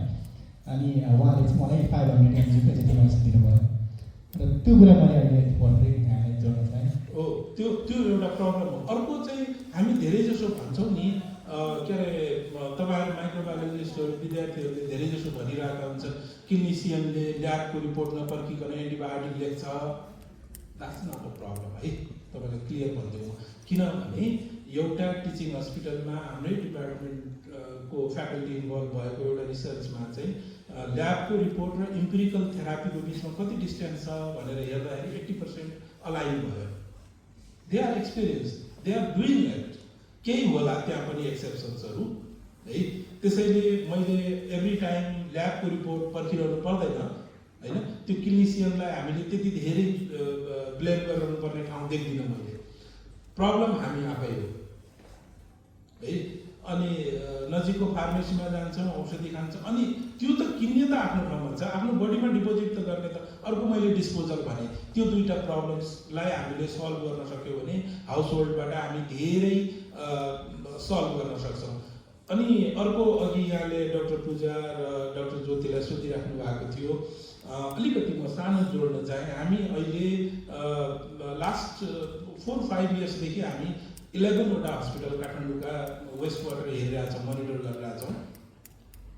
11वटा हस्पिटलमा एउटा हस्पिटलमा मात्रै वेस्ट वाटर ट्रिटमेन्ट छ। And that was good. It has reduced ARV as well as ARG, antibiotic resistant bacteria र जिन रिड्युस गरेको छ। तर अरू हस्पिटलको खै। Government should monitor it. Regulation एकदमै धेरै इम्पोर्टेन्ट छ। अनि अघि डाक्टर पूजाले बायोफर्टिलाइजरको कुरा गर्दै हुन्छ, मलाई एउटा सम्झना छ। यो गुहेश्वरीको अहिले जुन वेस्ट वाटर ट्रिटमेन्ट प्लान्टहरू अहिले 4-5वटा थप बन्दैछन् काठमाडौँमा, एडिबीले फन्डिङ गरेको छ, नेपाल गभर्मेन्टलाई लोन दिएको छ। अनि उनीहरूको एउटा फोकस के थियो एडिबीको, उनीहरूको मनिलाको एक्सपिरियन्स हो त्यो। उनीहरूले के भने जुन त्यो स्लज निस्किन्छ वेस्ट वाटर ट्रिटमेन्ट गरिसकेपछि त्यसलाई बायोफर्टिलाइजरको रूपमा युज गर। Nepali side was very much reluctant to do that. अनि they were looking around the evidence होइन, किन युज गर्ने त लजिक त दिन पऱ्यो नि। They use 2 of our papers where we have shown the sludge contains antibiotic resistant bacteria and genes and heavy metal concentration is quite high. त्यसलाई तपाईले बायोफर्टिलाइजरको रूपमा युज गर्नुभयो अथवा फर्टिलाइजरको रूपमा युज गर्नुभयो भने प्लान्ट विल एक्युमुलेट। प्लान्ट त यस्तो विचित्र चिज छ, तपाईँ जे दिनुहुन्छ त्यो सबै तानिदिन्छ, सबै एक्युमुलेट गरिदिन्छ, सबै एब्जर्ब गरिदिन्छ। अनि त्यही हामी खान्छौँ, बायोम्याग्निफिकेसन भएर जान्छ। अनि त्यसलाई फर्दर ट्रिटमेन्ट गर्नुपर्छ, युजै गर्नु हुँदैन भन्ने होइन। त्यसलाई फर्दर ट्रिटमेन्ट गर्नुपर्छ, ब्याक्टेरिया रिमुभ गर्नुपर्छ, टक्सिकाइन्ट्सहरू रिमुभ गर्नुपर्छ, अनि हेभी मेटल्सहरू रिमुभ गर्नुपर्छ। त्यसपछि त्यो एउटा बाहेक अरू गभर्मेन्टले हाम्रो रिसर्च धेरै युज गरेको जस्तो मलाई सम्झना छैन। कम्युनिकेसन अलिकति कम भएर पनि होला। त्यसैले म एन्टिबायोटिक रेजिस्टेन्सको अघि म्यामले भन्दै हुनुहुन्थ्यो धेरै अल्टरनेट्सहरू छन्। फाज थेरापी एउटा यहाँहरूले सुन्नु भएको छ, तर let me tell you, phage get resisted, bacteria get resisted to phage more earlier than antibiotic. Antibiotic भन्दा छिटो फाज रेसिस्टेन्ट हुन्छन् ब्याक्टेरिया। त्यसको कति लामो आयु हुन्छ थाहा छैन। अनि त्यसपछि त हामीले के गर्ने त? मिनिमम एन्टिबायोटिक्स युज गर्ने, प्री एन्टिबायोटिक एरातिर जाने। हामीसँग आयुर्वेद छ, अल्टरनेट मेडिसिनमा जाऊँ न, वी क्यान रिड्युस द्याट। इन्भाइरोमेन्टमा लेस एन्टिमाइक्रोबियल्सहरू पठाउँ, त्यसलाई ट्रिट गरौँ, एन्टिमाइक्रोबियल्सहरूलाई घटाउँ र नयाँ एन्टिमाइक्रोबियल्स डेभलप गर्ने कुरा। We did almost 4 years finding the actinomycetes from high altitude soils. हामीले धेरै एन्टिमाइक्रोबियल कम्पाउन्ड्सहरू 779, 7, 8, 9 कम्पाउन्ड्सहरू हाम्रो क्रोमेटोग्राममा अनआइडेन्टिफाइड छ। भनेको मतलब नोबेल कम्पाउन्ड हुन सक्छ। We are working on that. तर एन्टिबायोटिक आज डेभलप गर्यो 6 महिना पनि टिक्दैन, रेजिस्टेन्स त भइहाल्छ त। जसरी हामी क्लाइमेट चेन्जमा एडाप्टेसन भन्दैछौँ, अब हामीले AMRमा पनि एडाप्टेसनतिर पनि जानुपर्ने छ। हामी सोल्युसन मात्रै खोजेर हुने छैन। अब हामी भइसकेको सिचुएसनमा कसरी सर्भाइभ हुने भन्ने बारे सोच्नुपर्ने छ। त्यसैले कन्क्लुजनमा हामीलाई 3टा चिज चाहिएको छ, नियत, नियम र नियम। हाम्रो नियत हुनु पर्यो है सबभन्दा पहिला। हामी यो सार्वजनिक उसमा होटलमा बसेर भाषण गर्दाखेरि गाह्रो छ सिचुएसन, हामी त सब मर्न थाल्यौँ कि अब भन्छौँ, घर गएर फेरि त्यही काम गर्छौँ। नियतमा हामी धेरै क्लियर छैनौँ। हाम्रो गभर्मेन्टले त रियलाइजै गर्न बडा गाह्रो छ। म डाक्टर ज्योतिलाई भनौँ, हामी कोभिडको बेला काम गर्दै थियौँ, ओमाइक्रोन हामीले 2 महिना अगाडि भनिसकेका थियौँ नेपालमा आउँदैछ, किनभने हामीले वेस्ट वाटरमा देखिसकेका थियौँ। त्यतिखेर 1-2 जना डाक्टर साहबलाई भनेको मान्छे मर्दैछ नि, तपाईँ फोहोर पानी कुरा गर्दै दे डोन्ट बिलिभ। त्यो रियलाइजै गरेका छैनन्, साइन्सलाई त रियलाइज गरेका छैनन्। अब यो एएमआरको कुरा त टाढै हो, कतिले त यो एएमआर भन्ने हुँदै होइन भन्ने पनि भन्छ। त्यसैले नियत हुनु पर्यो, त्यसपछि हामीसँग पोलिसी हुनु पर्यो। पोलिसी बनाएको छ, एएमआर एक्सन प्लान 21 देखि 26 को छ, अहिले हामी त्यसैमा चलिरहेछ। त्यसले इन्भाइरोमेन्ट पनि मोनिटर गर्नुपर्छ, एनिमल पनि मोनिटर गर्नुपर्छ, क्लिनिक पनि मोनिटर गर्नुपर्छ भन्ने छ। तर थर्ड पार्टी नियमन रेगुलेसन छैन। तपाईँले किन्ने फार्मेसीमा भनेको त छ नि, रुलमा त छ नि, एक्सन प्लानमा पनि छ नि, तर त्यो न तपाईँको फार्मेसिस्टले भन्छ, न तपाईँले रोक्नुहुन्छ, न तपाईँले कसैले छेक्ने ठाउँ छ। अनि अघि नै मैले भने हामीले इन्भाइरोमेन्टमा कति एन्टिबायोटिक इमिसन गर्नुपर्छ, कुनै रेगुलेसन छैन। वेस्ट वाटर ट्रिटमेन्ट गर्नुपर्छ, त्यसको पनि रेगुलेसन छैन होइन। अनि हाम्रो छ नेसनल एन्टिबायोटिक पोलिसीमा ट्रिटमेन्ट रेजिमहरू छन् सबै डिजिजका, तर ती इफेक्टिभली लागू भएका छन्। पेसेन्टको एपेटाइट एकदम छिटो निको गर्नु पऱ्यो, किनभने उसलाई त त्यही हो, क्लिनिसियनलाई त डाक्टर साहब नमस्ते म निको भएँ भन्न त्यही सुन्न परेको छ उसलाई सबभन्दा छिटो। अनि उसले ब्रोड स्पेक्ट्रम एन्टिबायोटिक दिदियो होइन, कतिपय बेलामा प्याथोजनै आइडेन्टिफाई भएको छैन, ब्रोड स्पेक्ट्रम दिदियो, त्यसको कन्सिक्वेन्सेस हो। त्यसैले यो 3टा कुरा हामीसँग नियत पहिला बनाउनु पऱ्यो। तपाईँहरूलाई पनि भन्दैछु है म, यो हामी सबैको हो, किनभने नभए 2050 पछि हाम्रो जिडिपी 2.5 ले घट्ने छ, ग्लोबल जिडिपी एएमआरकै कारणले मात्रै। 10 मिलियन मान्छे मर्ने छन् यदि यस्तै चलिरह्यो भने, ड्यु टु एन्टिबायोटिक रेजिस्टेन्स है। नेपालमा एकदमै थोरै डेटा कलेक्सन हुन्छ, 2019 मा मात्रै 664 जनाको डेटा छ नेपालमा। मोर देन 2000 एन्टिबायोटिक रेजिस्टेन्स एट्रिब्युटेड डेथ्सहरू छन्। यो रियलाइज गर्नु पर्यो तपाईँको रिसर्चमा, तपाईँको घरमा, अनि सोल्युसनतिर जानु पर्यो। सोल्युसन वर्ल्डमा जति डिस्कभरिजहरू हुन्छन् नि ती स्टुडेन्टले गर्छन्, मास्टर्स र पिएचडी स्टुडेन्टले नै गर्छन्। तपाईँहरू आफूलाई अन्डर एस्टिमेट नगर्नुहोस्, राम्रो रिसर्च डिजाइन गर्नुहोस् होइन, सोल्युसन दिनुहोस्। अघि डाक्टर ज्योतिले भने जस्तो हामीसँग गुड इभिडेन्सको पनि अभाव छ है। तपाईँ धेरै जसो माइक्रोबायोलोजिस्ट हुनुहुन्छ, तपाईँलाई म भन्छु, तपाईँहरू धेरैले हाम्रा थेसिसहरूमा salmonella typhi, Vibrio cholerae वाटरबाट isolate गरेको देख्नु भएको छ होला, गर्नुहोस् त मेरो अगाडि। It's not easy. इन्भाइरोमेन्टबाट तपाईँले भिब्रियो कोलेरी आइसोलेट गरेर देखाउनुहोस् त मलाई। It's not easy, it can be done, तर जसरी रिपोर्टेड छ त्यो एक्जाजरेटेड रिपोर्ट छ। एएमआर पनि कतिपय ठाउँमा एक्जाजरेटेड छ। त्यसो जति हामीले रिसर्च पेपरमा हेर्ने देख्ने हो भने त मान्छे त सबै बुटुबुटु मर्न पर्ने, हस्पिटल गएकै छन्, उपचार भएकै छ, निको भएकै छ नि त। त्यसैले हामीसँग एप्रोप्रिएट इभिडेन्सै छैन के, गुड इभिडेन्सै छैन के। अनि इभिडेन्स बेस्ड प्र्याक्टिस क्लिनिकमा पनि भएको छैन, एनिमलमा पनि भएको छैन। अस्ति भर्खरै मलाई एउटा अन्डर ग्रेजुएट स्टुडेन्टले देखाउनु भयो, पिग फार्मले सबैभन्दा बढी ESBL ब्याक्टेरिया सेक्रेट गरिरहेको छ इन्भाइरोमेन्टमा। त्यो हामीले हेरेकै छैनौँ। हामी धेरै जसो पोल्ट्रीमा कोलिस्टिन, अघि म्यामले अलिकति इन्डिकेसन गर्दै हुनुहुन्थ्यो कोलिस्टिनको कुरा, कोलिस्टिन पोल्ट्रीमा ब्यान्ड छ, तर अब लास्ट रिसोर्ट हो, ह्युमनमा युज त गर्नु पर्यो, लाइफ त सेभ गर्नु पर्यो नि त। तर पोल्ट्रीमा भइरहेछ त। मै चिन्छु धेरै भेटनेरियनहरू जसले कोलिस्टिन बेचिरहेछन्, तिनीहरूका कोड वर्ड छन् त्यहाँ, कोलिस्टिन भन्दैनन्, अर्कै चिज भन्छ हो। यो चिज मैले त्यही भएर नियतमा भनेको के, त्यो भेटनेरियनलाई पनि के थाहा छैन भने भोलि ऊ पनि एन्टिमाइक्रोबियल रेजिस्टेन्सको भिक्टिम बन्न सक्छ, उसको फ्यामिली मेम्बर हुन सक्छ यो गरिरह्यो भने। त्यहाँ सबभन्दा पहिला हामी सचेत हुनु जरुरी छ। एवेरनेसको मतलब तपाईँ जान्नु होइन, नलेज र एटिच्युडको बिचमा डिफरेन्स छ। हामी यो चिज खराब हो भन्छौँ तर गरिरहेकै हुन्छौँ, त्यो चिज चेन्ज गर्नु पर्यो। आजको दिन हामी जब एन्टिबायोटिक यो रेजिस्टेन्स अवेरनेसको विकको पूर्व सन्ध्यामा छौँ, ईदमा छौँ, हामीले प्रमिस गर्नुपर्ने कुरा हो यो। आजबाट हाम्रो कारणले एकजना इन्डिभिजुअल मेरो कारणले एन्टिबायोटिक रेजिस्टेन्स नबढोस्, किनभने यसले ह्युमन रेसलाई भोलि क्राइसिसमा पार्नेछ र त्यो धेरै टाढा छैन। नयाँ एन्टिमाइक्रोबियल अघि मैले भने 4 वर्ष गऱ्यौँ, हामीसँग 789 पिक्सहरू छन्, त्यो आइडेन्टिफाई गरेर मार्केटमा आउन अर्को 25 वर्ष लाग्छ। एन्टिबायोटिक त्यति सजिलै आउँदैन।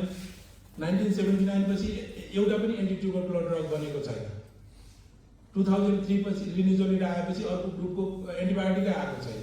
तपाईँले अस्ति न्युज पेपरमा पढ्नुभयो होला, इन्डियामा एउटा एन्टिबायोटिक बन्यो, नयाँ क्लास होइन। त्यो धेरै लामो रिसर्च चाहिन्छ। हामीलाई त आज भोलिको समस्या छ, त्यो इन्डिभिजुअली तपाईँ माइक्रोबायोलोजिस्ट हुनुहोस् नहुनुहोस्, तपाईँले सोच्नुपर्छ कि यो पिल्सहरूलाई बचाउनु पर्यो है हामीले। ब्याक्टेरिया र यो पिल्सको बिचको एन्टिबायोटिकको बिचको जुन इन्टरेक्सन छ त्यसलाई घटाउनु पर्यो, अनि मात्रै हामीले एन्टिबायोटिक रेजिस्टेन्समा कन्ट्रिब्युट गर्न सक्छौँ। अदरवाइज मैले भनिहालेँ, तपाईँहरूले बोलाउनु भयो, हामीले बोल्यौँ, तपाईँले सुन्नुभयो, तपाईँ घर जानुहुन्छ, हामी घर जान्छौँ, आफ्नो काम जान्छौँ, भोलिपल्टबाट एएमआर त्यहाँको त्यही। तपाईँहरूमध्ये कतिले एएमआरमा रिसर्च गर्ने सोचिराख्नु भएको छ? कोही थेसिस स्टुडेन्ट हुनुहुन्छ? आज नआउनुहोस् त। 2 3 तपाईँको सुपरभाइजरसँग बसेर क्लोजली बसेर कम्प्रिहेन्सिभली पहिला लिटरेचर पढ्नुहोस् अनि राम्रो डिजाइन गर्नुहोस् है। सर्वे मात्रै गरेर केही पनि हुँदैन। मैले भनिहालेँ, तपाईँको लेभलमा तपाईँले गरेको रिसर्चबाट, सर्वेबाट we are not getting anything, कुनै कन्ट्रिब्युसन हुने छैन एएमआरमा। अब इलेक्ट्रोकेमिकल जस्तो वेस्ट वाटरमा छ भने हामी इलेक्ट्रोकेमिस्ट्री युज गरेर एन्टिबायोटिक रेजिस्टेन्स घटाउन सक्छौँ। तपाईँ कमसेकम हाम्रो इन्भाइरोमेन्टमा अथवा क्लिनिकल सेटअपमा कन्जुगेसनको फ्रिक्वेन्सी कति छ त्यति मात्रै निकालिदिनुहोस् न। We will have some clues from that है। अलिकति सिरियसली सोच्नुहोस्, यसलाई फर्मालिटी मात्रै नबनाऊ है। बिकज वी आर यो एकजना इन्डिभिजुअल एकजना देशको कुरा होइन। युएसमा त अस्ति मात्रै हामी कहाँ central department of William Petri university of भर्जिनियाको प्रोफेसर आउनुभएको थियो। हि इज क्लिनिसियन हिमसेल्फ, 75 एबभको हुनुहुन्छ। उहाँले हामी युटिआई ट्रिटमेन्टको नयाँ प्रोटोकल बनाउँदैछौँ, नाइट्रोक्युरेन्टहरूलाई सेन्टरमा राखेर भन्दै हुनुहुन्थ्यो है। अब त्यसको अर्थ उहाँहरू युएसमा पनि छ, युकेमा पनि छ, हामी कहाँ पनि छ, तर उनीहरूसँग पैसा छ, हामीसँग छैन। उनीहरू एन्टिबायोटिक महँगा एन्टिबायोटिक किन्न सक्छन्, हामी किन्न सक्दैनौँ। हाम्रो गभर्मेन्टले कति दिन सब्सिडी दिने हो? अनि यो जति एन्टिबायोटिक भोलि नयाँ कम्बिनेसनहरू आउलान् होइन, कार्बापेनेम र डक्सिसाइक्लिन एउटैमा हाल्ने, अनि त्यसको प्राइस चाहिँ $100 भएर आउला। हामी सक्छौँ त? हामी सक्दैनौँ। हामीले गर्ने त्यही हो, बचाउने नै हो। अब त्यसका लागि मिनिमम एन्टिमाइक्रोबियल्सको युज गरौँ। अघि मैले भने जस्तो इभन हामी नन एन्टिबायोटिक एन्टिमाइक्रोबियल्सहरूको युजलाई पनि कम गरौँ। सकेसम्म आयुर्वेदमा जाउँ, जबसम्म इमर्जेन्सी पर्दैन एन्टिबायोटिक्सहरू युज नगरौँ। गर्ने हो भने पनि त्यसको दुरुस्टिसित युजमा जाउँ, क्लिनिसियनले भनेको मानौँ, अनि मात्रै we can find the solution. Otherwise यो एकाडेमिक डिस्कसनमा इट लुक्स गुड, तर at the end of the day फेरि सेम सिचुएसनमा पुग्छ। यो एएमआर एजुकेसनलाई कलेज अथवा युनिभर्सिटी लेभलमा अलिकति कम पाइएको छ। माइक्रोबायोलोजीको करिकुलममा पनि खासै धेरै देखिएको पाइँदैन। यसलाई इन्क्लुड गर्न हजुरहरूको केही पहल छ कि छैन? र +2 र क्लास 10 अप टु ग्रेड 9 10 लेभलमा पनि एएमआरको एजुकेसन खासै नभएको पाइएको छ। यो चाहिँ राख्नुपर्ने हो जस्तो लाग्छ कि छ यसमा हजुरहरूको? Thank you, sir. I'd like to add on that because the first time we started talking about National AMR Action Plan, हामीले करिकुलम डिपार्टमेन्टलाई पनि बोलाएको थियौँ। हामीले उहाँहरूले के भनेको थियो भने तपाईँले 10 क्लास र 12 क्लासमा एएमआरको पनि च्याप्टर राख्नुहोस्। We talked about प्यारासाइट्सहरू रोगहरू त्यसरी लाग्न सक्छन्, हातहरू धुनुपर्छ। तर एएमआरको बारेमा नलेज छैन। तर पछि त्यो नेसनल एक्सन प्लान बन्दै जाँदा त्यो करिकुलम डिपार्टमेन्टको सहभागिता छुट्यो, एकाडेमीहरूलाई बोलाइयो। सो अहिले आएर कुरा के आयो भने 10 क्लासमा पढेको कुरा पछि बिर्सिन सक्छ। सो एटलिस्ट हेल्थ प्रोफेसनलहरू, इभन हेल्थ प्रोफेसनलहरू पनि they are not conscious enough. So they have to have AMR. So health प्रोफेसनलमा चाहिँ एएमआर सम्बन्धी सब्जेक्ट पनि हुनु पऱ्यो अनि ओरिएन्टेसन पनि हुनु पऱ्यो, induction training. So we have started that. अनि अघिकै कुरामा एक्स्ट्रा तपाईँले के गर्न सक्नुहुन्छ भने सबभन्दा पुरानो कहावत छ, prevention is better than cure. Try to do that. कोभिडको बेलामा तपाईँ कतिजनालाई पेट दुखेर भर्ना हुनु पऱ्यो अस्पताल? धेरैजना भएन। किन? Because you not eating out, you are cleaning your hands. एउटा काम मात्रै गर्ने हो, साबुन पानीले हात धुने। You don't even need the sanitizer, any type of soap. It doesn't have to be Dettol soap है। यो कुरो पनि बुझ्नुपर्छ, किनभने सर्ट्स त जसले पनि बनाइहाल्छ नि, त्यसले गर्दा सर्भिस टेन्सनले मरिहाल्छ organism. So we have to be able to tell your parents, everybody कि तपाईँले हातहरू सफासँग धोइदिनु पऱ्यो, सफा खाना खाइदिनु पऱ्यो। त्यति भएपछि I think 50% of the problem goes wrong because you don't need the antibiotics at all. So prevention सँगसँगै अब प्रिभेन्सनमा साबुनले हात मात्रै धोएर भएन। पहिला कतिजनाले टाइफाइडको भ्याक्सिन पाउनु छ है, हाम्रो त अलिकति उमेर बढी भइसक्यो। अब टाइफाइडको भ्याक्सिन एभाइलेबल छ भने लगाउनुहोस् न। टाइफाइड भएन भने त तपाईँले सिप्रोफ्लक्सिन जसको रेजिस्टेन्ट भइरहेको छ त्यो गराउनु मद्दत पनि हुन्छ नि। कोभिडको भ्याक्सिन सबैले लिएको होला, हेपाटाइटिस बीको सबैले लिनु भएको होला।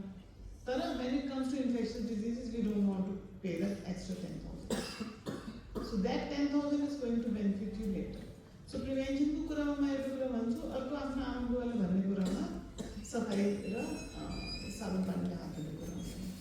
I think these two steps would help a lot. I've seen so many people, मेरो काम गर्ने मान्छे जसले महिनामा मेरोबाट 10,000 लाग्छ, अर्को ठाउँबाट 20,000 भनौँ न। घरमा गएर भाँडा धुने मान्छेले गएर भ्याक्सिन लगाएर आयो निमोनिया र फ्लूको। बिकज आई टोल्ड कि तपाईँले रुगा लागिराख्नुहुन्छ, एन्टिबायोटिक नखानुहोस्। हाम्रो वर्षमा एकपल्ट र्याली हुन्छ, त्यसमा टी सर्ट अथवा हुडी दिन्छन्। म त्यो अरू बेला पनि लगाएर तरकारी किन्ने ठाउँमा जान्छु। What am I doing? I am trying to create awareness. सबैजनाले गएर म भाषण दिन्न। 3-4जनाले कहिले सोध्छन्, म्याम यो के लेखेको टी सर्ट लगाउनु भयो, उहाँले मात्रै भन्छु। So willingness and to become a champion. म आफैले भनेको छु कि म एएमआरको च्याम्पियन हो। द्याट डजन्ट मिन कि मैले एएमआर गर्न धेरै जानेछु। च्याम्पियन हामीले एन्टिबायोटिक स्टिवर्डसिपमा युज गर्छौँ कि म जहाँ पाएँ त्यहाँ एएमआरको बारेमा भन्न तयार हुन्छु। यो ब्यागमा आज मात्रै लगाउँदैन, सालभरि नै लगाएको हुन्छ, ताकि मान्छेले सोधोस् तपाईँले नेपालको चिनो नलाएर यो किन लगाउनु भयो। तपाईँ गभर्मेन्टको अफिसियल्सले हेर्नु, त्यसलाई that have the minister of हेल्थको लोगो ओर नेपालको फ्ल्याग। नेपालले त मलाई चिनाइ नै राखेको छ, अब मैले के चिनाउनु छ त। So you people also need to come out, be aware about it, do research about it, prevent infections in some way होइन। सरले भन्नुभयो इन्भाइरोमेन्टमा सबै ठाउँमा छ। We did the same study.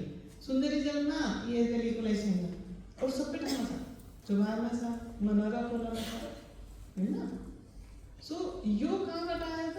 जो मान्छे हामी काठमाडौँमा बसिरहेको छौँ, not blaming anybody, I am a part of that. So what we can do to prevent, what we can do to make people aware about it. हो स्कुलमा हामीले राख्ने भन्ने कुरा गरेको छौँ नि। मेरो बच्चाले किन्डरगार्टनमा आएर मैले मम्मी हात यसरी धुनुपर्छ, ह्याप्पी बर्थडे गाउँदै भन्नु सिकायो। I knew about it, but that was awareness. So किन्डरगार्टनमा यदि त्यो बच्चाले साबुन पानीको महत्त्व बुझ्न सक्छ भने 10 क्लासको बच्चाले एन्टिमाइक्रोबियल रेजिस्टेन्सको बुझ्दैन र। So yes, we have put that seed in of thought over there, but इम्प्लिमेन्टेसनको भागमा हामी कम छौँ, नियमनको भागमा हामी कम छौँ। सरले भनेको एकदम ठिक छ। नार्कोटिक ड्रग्स लिन जानु त तपाईँको पसलमा कुनै पनि पसलमा दिँदैन, तर एन्टिबायोटिक लिन जानुहोस् प्रिस्क्रिप्सनमा लेखेर दिन्छ, जबकि रुल दुईवटाको लागि सेम छ।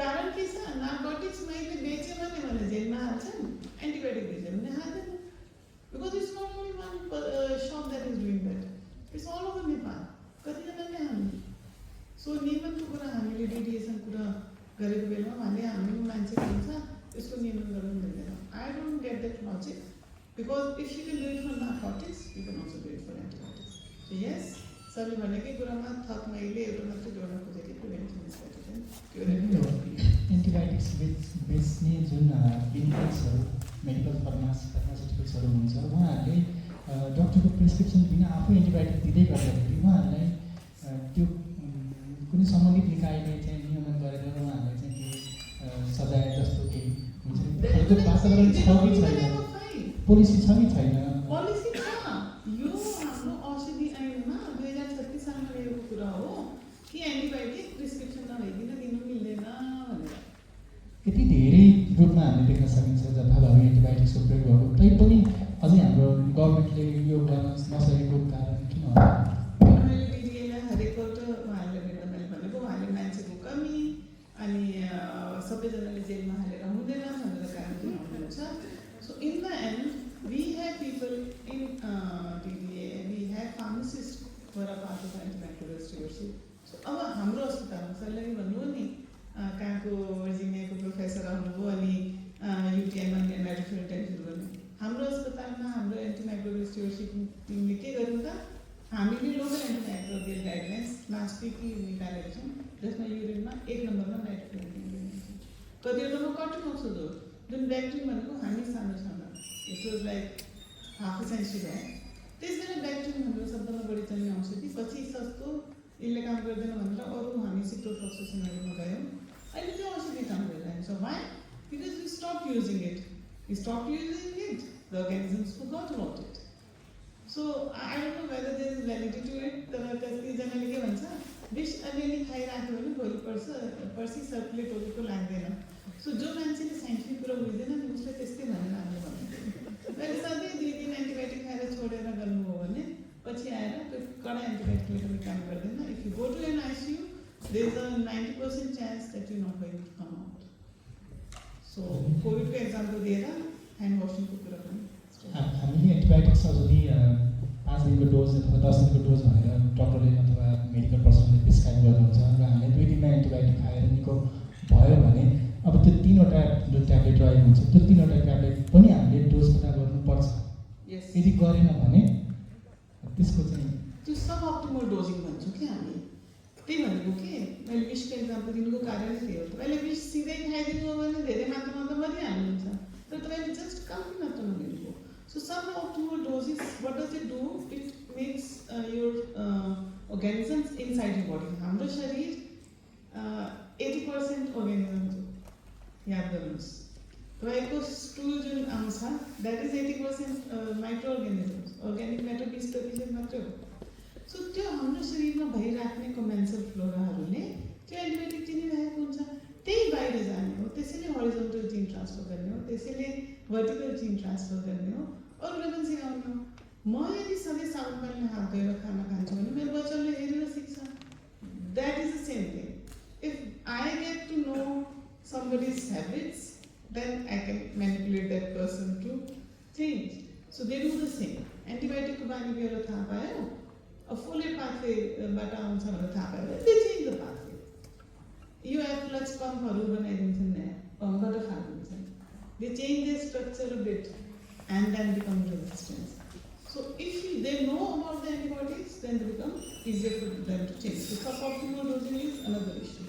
फेरि मैले कसैले डट्स सम्बन्धी सुनेको छ टिबीको औषधिको बारेमा किनभने टिबीको औषधि धेरै समय खानुपर्छ है 6 महिना 8 महिना 10 महिना सो त्यसको लागि के गर्छ त मान्छेको अगाडि आएर त्यसलाई दिन खानै पर्यो एन्टिबायोटिक जुन हामी 5 दिन खानुपर्ने हुन्छ डक्टरले फार्मासिस्टले लेखेर पठाउँछ बट 2 दिनपछि सन्चो भयो भने human nature forget about it so त्यो कहिले पनि नगरौँ 5 दिन लेखेको छ भने 5 दिन खानुहोस् यदि बाइचान्स तपाईँले 10 दिनको ल्याउनुभयो 5 दिनमा निको भयो 5 दिन पछि खानु पर्दैन डक्टरले भनेको थियो भने पछि परिवारमा कसैले सेम रोग हुँदा त्यो एन्टिबायोटिक नदिनुहोस् डोन्ट शेयर एन्टिबायोटिक्स बिकज दो the nature of diseases same.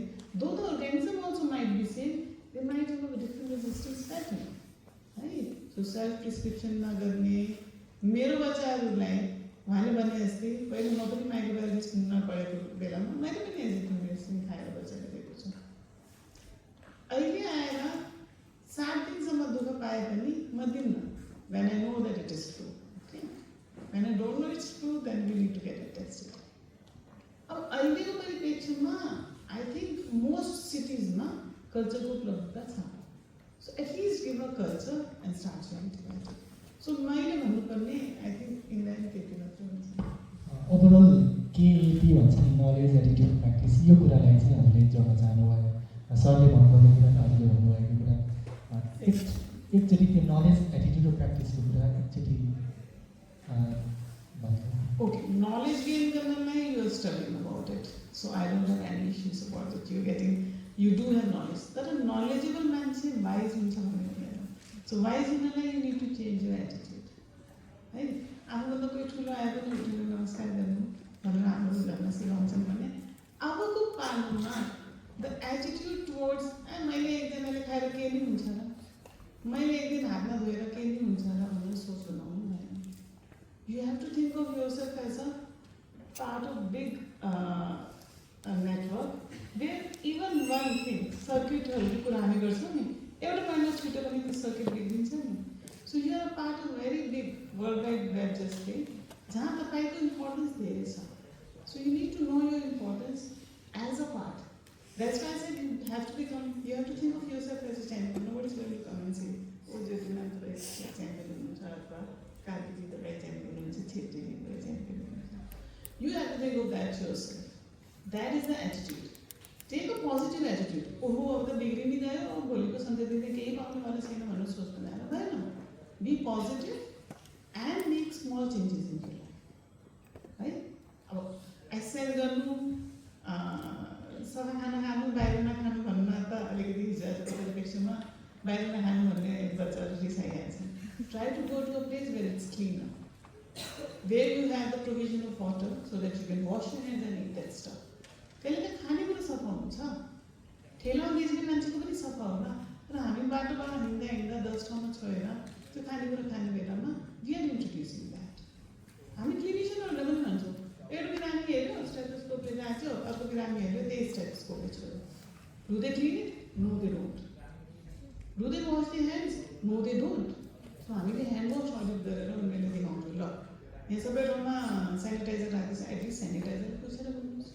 So that attitude has to be changed. And prevention को कुरा त म सधैँ भन्छु try to prevent diseases. Infectious diseases are easier to prevent. Lifestyle related diseases are difficult to prevent. तपाईँले antibiotic राम्रोसँग खायो चाहिने बेलामा मात्रै खायो त्यसले पुग्यो इन्फेक्सन्स डिजिजले हात साबुन गर्नु गयो। तर if you not exercising every day you getting diabetes सधैँको लागि लाग्नु त्यो रोग।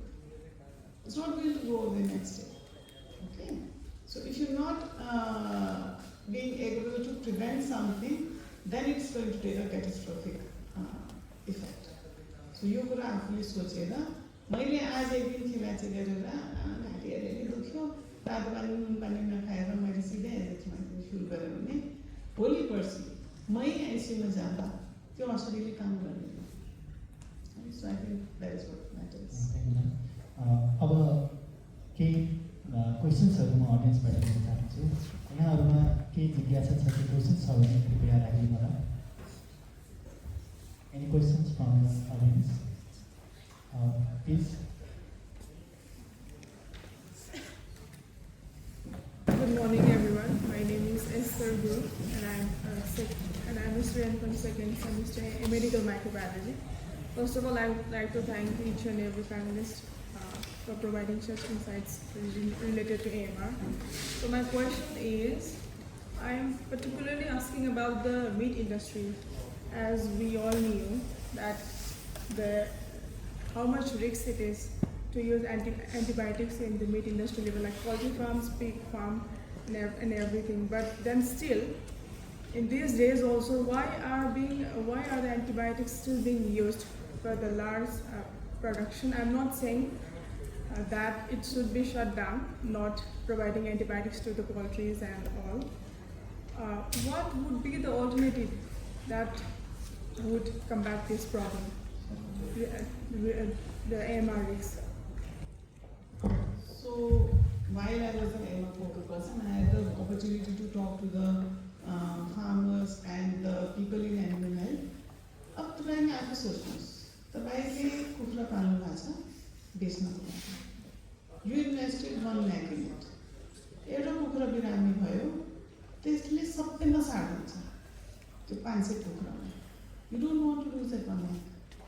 Okay, so for that what people do is they beforehand give the antibiotics in their feed. So अब आएर यो धेरै वर्षदेखि चलन चलिरहेको छ, चलन भनेको अहिले पनि लुकिछिपी चलिरहेको छ, तर अब आएर चाहिँ एनिमल हेल्थको मान्छेहरूले समय समयमा गएर चेक गर्नुहुन्छ.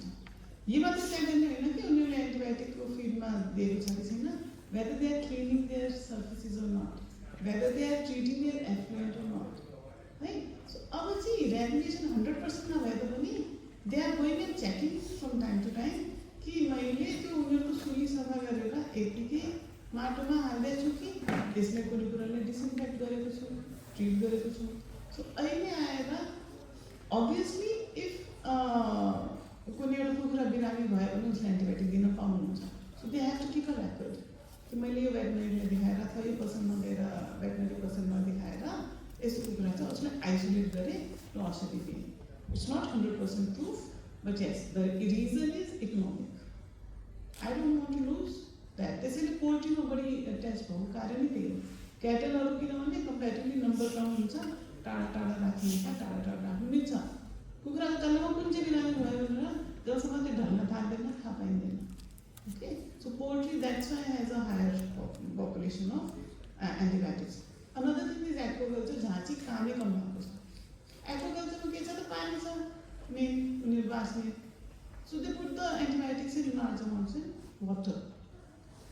जुन कुरा मैले फिडमा 10 ग्राम हाल्नु पुग्छ भने त्यहाँ त 100 हाल्नु पर्यो.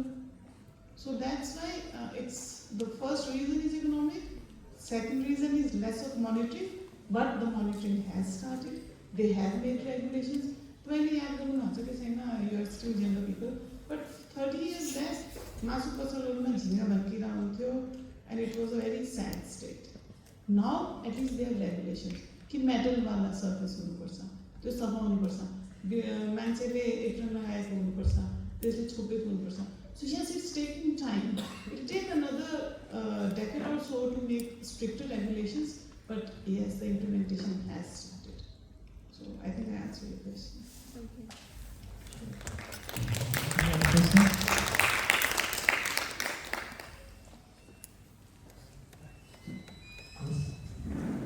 कसले प्रश्न सोधेको छ त्यो पनि भनिदिनु. हजुर, my name is Susana Lindo and म चाहिँ पोर्ट एफसी माइक्रोबायोलजी पढ्दैछु सेन्ट जेभियर्समा. सो मेरो क्वेसन चाहिँ के छ भनेर तपाईँले जति भन्नुभयो, अब बिग लेभलमा हेऱ्यो भने त युज अफ एन्टिबायोटिक्सले गरेर एएमआरको कन्डिसन वर्स भइरहेको छ. बट देन हामीले हेऱ्यो भने तपाईँले भन्नु युज अफ सेनिटाइजर्स है. अब क्लिनिसियन्सहरूलाई लिएर doctor every one are suppose to use sanitisers, स्टेथोस्कोपमा हुन्छ कि ह्यान्डमा हुन्छ गरिराख्नु पर्ने हुन्छ भन्ने कुराहरू आइन्छ. तर अनि हामी ल्याब्सहरूमा पनि अब जस्तै हामी स्टुडेन्ट्सहरूले पनि रिसर्चहरू गरिरहेको हुन्छौँ, ल्याब वर्कहरू गरिरहेको हुन्छौँ. अनि तपाईँहरूले पनि है तपाईँहरूले पनि रिसर्चहरू गरिराख्नु भएको छ. यस्तो कुराहरू जस्तो डिसइन्फेक्टेन्टहरू युज गरिराख्ने यस्तोहरू भइरहेको हुन्छ. हो यसमा चाहिँ के छ भने यसको कारणले पनि त एन्टिबायोटिक रेजिस्टेन्स आउने कति भइरहेको छ नि त. अब डक्टरहरूले त्यो सब लिथल कन्सन्ट्रेसनमा युज गरिराख्यो भने त्यसको कारणले पनि आइरहेको छ. हामीले पनि एभ्री डे ल्याबमा युज गरिरहेको छौँ. सेन्ट जेभियर्सको ल्याब एकदम राम्रो होला, हामी एकदम प्रोटोकल फलो गर्छौँ. तर यसरी नै हाम्रो कलेज चाहिँ सबै कलेजहरूले फलो गर्दैन. त्यस्तै मात्रै होइन, तपाईँहरूको ल्याबले एकदम प्रोटोकल फलो गरेर डिसइन्फेक्टेन्टहरू कसरी युज गर्ने अनि त्यसपछि यो एएसटीहरू गर्दा कसरी डिस्कार्ड गर्ने यस्तो कुराहरू एकदम प्रोटोकलमा फलो गरिरहेको छन् होला. तर हरेक ल्याबले त गर्दैन नि त. यसको नियम यसलाई इन्भेस्टिगेट अर यसलाई रेगुलेसनमा लानुलाई के गर्न सकिन्छ, के भइरहेको छ कि केही काम हामीलाई थाहा छैन भइरहेछ भने भन्नुहोस्. Thank you, Benny. It's a really a good question. Thank you very much.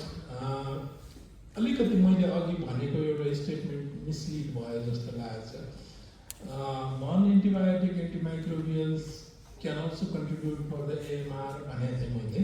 सायद तपाईँको प्रश्न त्यतैतिर बढी रिलेटेड छ।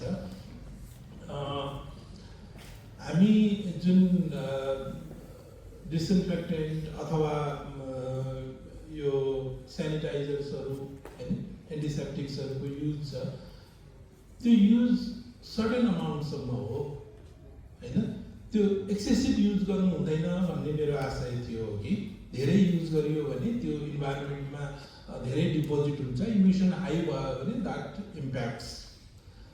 तर सँगसँगै अर्को कुरो, किन डिसइन्फेक्टेन्ट अथवा एन्टिसेप्टिकको मात्रै कुरा, तपाईँले ल्याबमा युज गरेको एसिड कहाँ राख्नुहुन्छ, तपाईँले ल्याबमा युज गरेको मर्क्युरी क्लोराइड कहाँ राख्नुहुन्छ? हामी ल्याबहरूमा कतिपय बेलामा हामी प्रब्लम सल्भ गर्ने भनेर ल्याबमा टेस्ट गर्छौँ, त्यही प्रब्लम सल्भ गर्दा गर्दै हामी प्रब्लम बढाइरहेको हुन्छौँ। इन्भाइरोमेन्टमा we have deposited lot of chemicals. अब धेरै केमिकल यो पृथ्वीले धान्ने अवस्था छैन, त्यसमा पनि रिक्याल्सिट्रेन्ट जेनोबायोटिक्सहरू र हार्मफुल जसले चाहिँ इकोसिस्टमलाई इम्प्याक्ट गर्छ, त्यो चाहिँ सकेसम्म इन्भाइरोमेन्टमा कम। अब कम त हुँदैन नि, ल्याब त चलाउनु पऱ्यो नि त होइन, रिसर्च त गर्नु पऱ्यो, काम त गर्नु पऱ्यो, तपाईँले पनि गर्नुहुन्छ, हामीले पनि गर्छौँ, अरूले पनि गर्छन् हो। त्यसलाई चाहिँ तपाईँले जुन केमिकल्सहरू ल्याबमा युज गर्नुभएको छ ड्युरिङ योर एक्सपेरिमेन्ट, त्यसलाई चाहिँ सेपरेटली कलेक्ट गर्नुहोस्, त्यसपछि न्युट्रलाइज गर्नुहोस्, त्यसपछि मात्रै इन्भाइरोमेन्टमा पढ गर्नुहोस् है।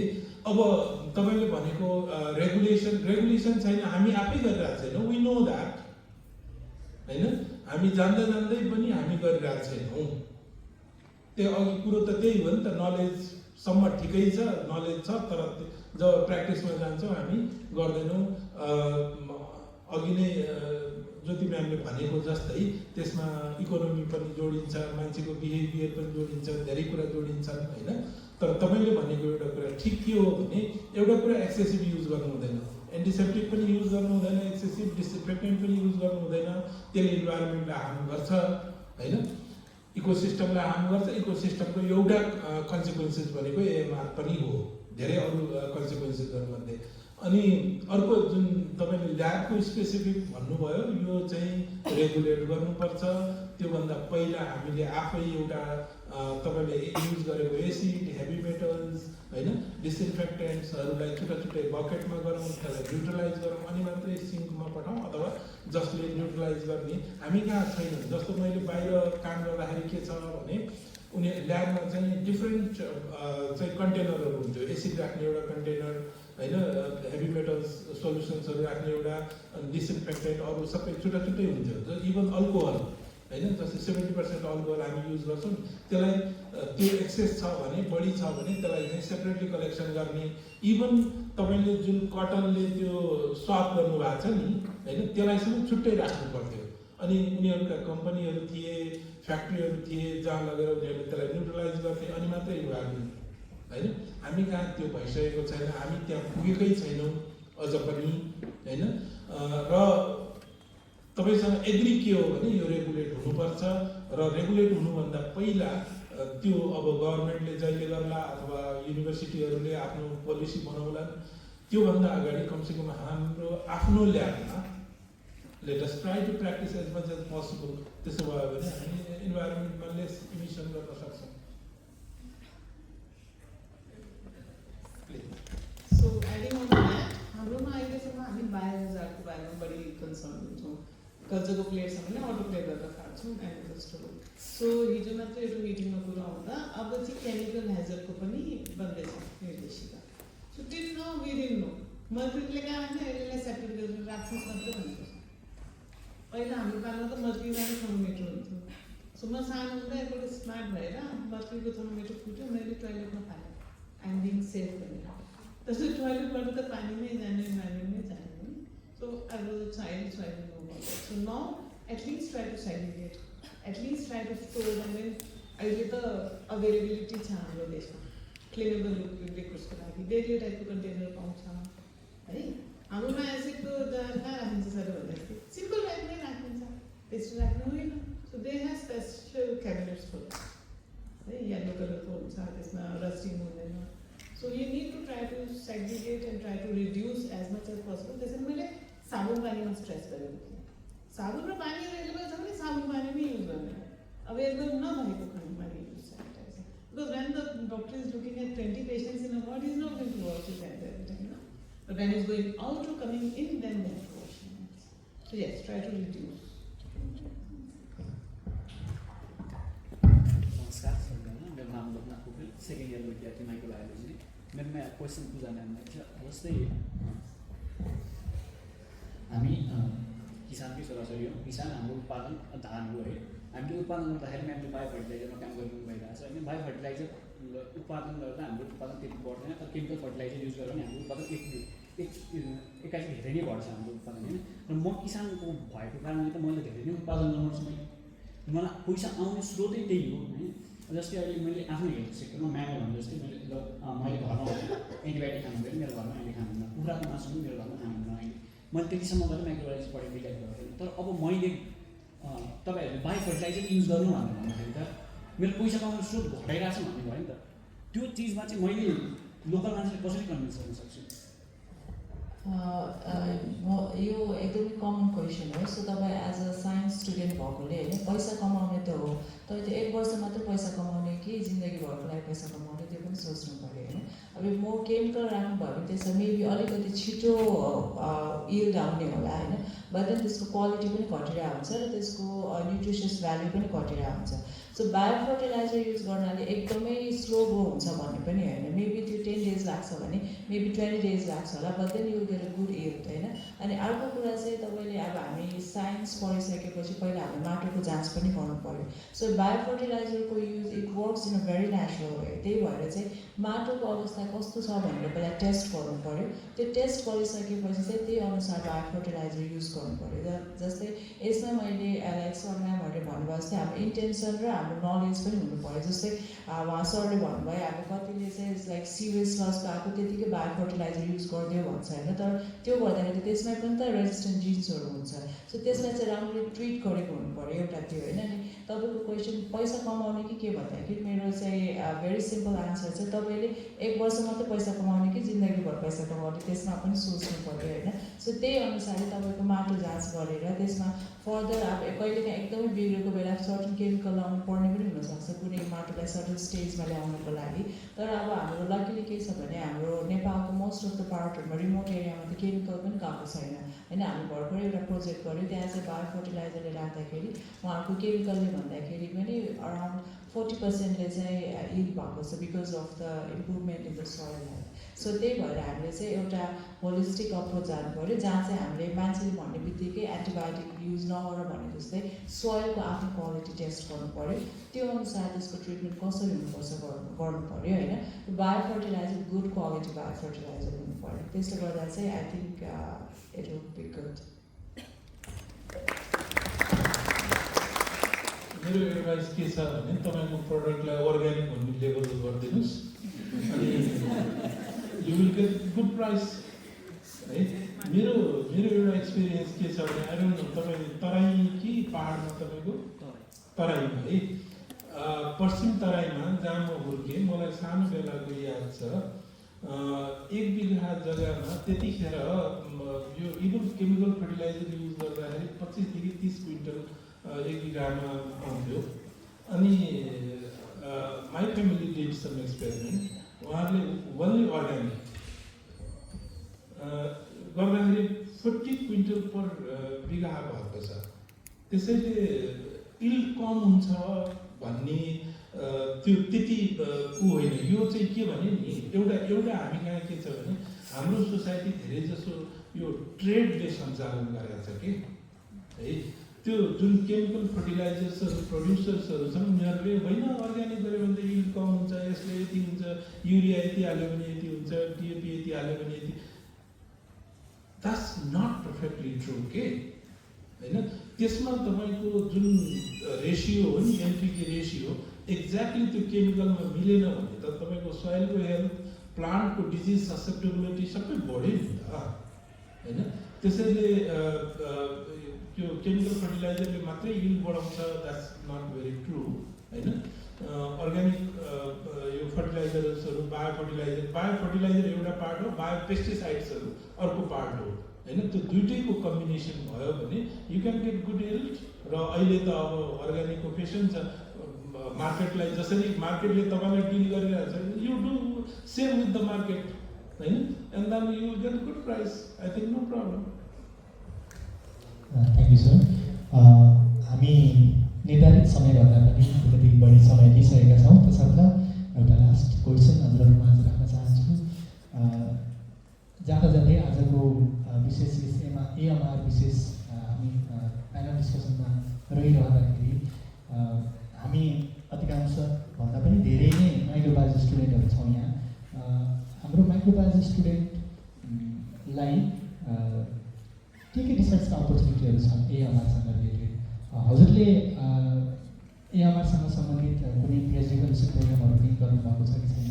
युजिसी ग्रान्टका कुराहरूदेखि लिएर अपर्च्युनिटिजका कुराहरू, प्लस माइक्रोबायोलोजी स्टुडेन्टको लागि कति धेरै च्यालेन्जेसहरू हामीले सुन्दै आएका छौँ।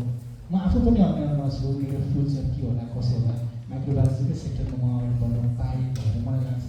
अझै लाइसेन्सका कुराहरूदेखि लिएर विभिन्न कुराहरू उठिरहेका छन् र त्यो बारेमा के लाग्छ हजुरलाई? हजुरको गभर्मेन्ट सेक्टरसँग यसको चाहिँ सल्लाह भएको छ कि छैन, अथवा के छ यसको समग्र रूपमा एउटा सल्लाह सुझाव के लाग्छ हजुरलाई? सबै एकमुष्टरूपले राख्नु होला।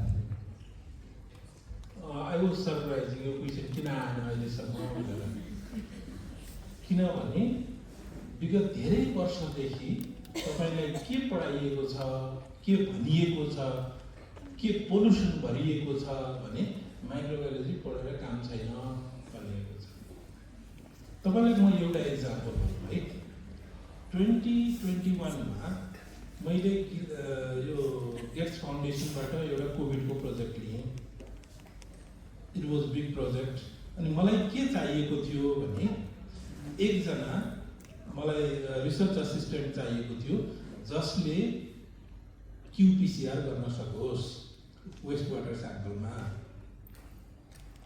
अनि म अहिले पनि एसोसिएट प्रोफेसर, त्यतिखेर मैले एसोसिएट प्रोफेसरलाई टियुले दिने स्यालेरी अफर गरेको थिएँ।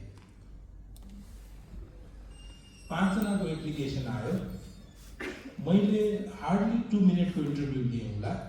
And what I realise that they are not competitive.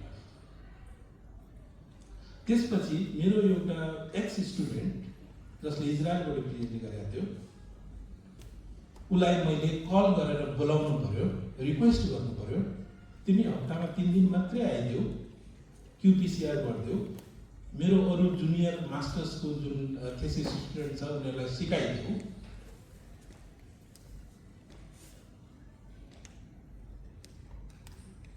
काम गर्ने मान्छेले मान्छे पाएको छैन, तपाईँले काम पाउनु भएको छैन। Where is the gap? Gap कहाँ छ? तपाईँसँग डिग्री छ युनिभर्सिटीको, तपाईँसँग स्किल छैन। स्किल भएन भने, स्किल छ भने तपाईँलाई खोज्दै आउँछ मान्छे, मैले खोजे जस्तै। अहिले हामी एउटा कार्डिफ युनिभर्सिटीको प्रोजेक्ट गरिरहेका छौँ। हामीले खोज्न पर्यो, 3 जना हामीले आएर राखेका छौँ। 3 जनालाई हामीले तिमी एप्लाई गर है भन्नु पर्यो, हाम्रै स्टुडेन्ट मध्येबाट पनि। तपाईँ के गर्न सक्नुहुन्छ? वीरगञ्जमा भएको उखु मिलको छोकरा उसले म्यानेज गर्नै सकिरहेको छैन, तपाईँ उसको सोलिड वेस्ट म्यानेजमेन्ट गरिदिनुहुन्छ? वाइन इन्डस्ट्रीले पेक्टिनेज पाइएकै छैन, इन्डियाबाट डलरमा किन्नु परिरहेछ, तपाईँ गरिदिनुहुन्छ? माइक्रोबायोलोजी किताब पढेर मात्रै भएन, युनिभर्सिटीले तपाईँलाई इलिजिबल बनाउँछ है, तपाईँलाई सेलेक्सन दिँदैन। त्यो कन्ज्युमरको राइट हो, ऊ कसलाई लिने भनेर। म कसलाई मेरो प्रोजेक्टमा लिने अथवा मैले कसलाई रिकमेन्ड गर्ने भन्ने त मैले हेर्ने हो नि त, तपाईँको डिग्री हेर्ने होइन नि त।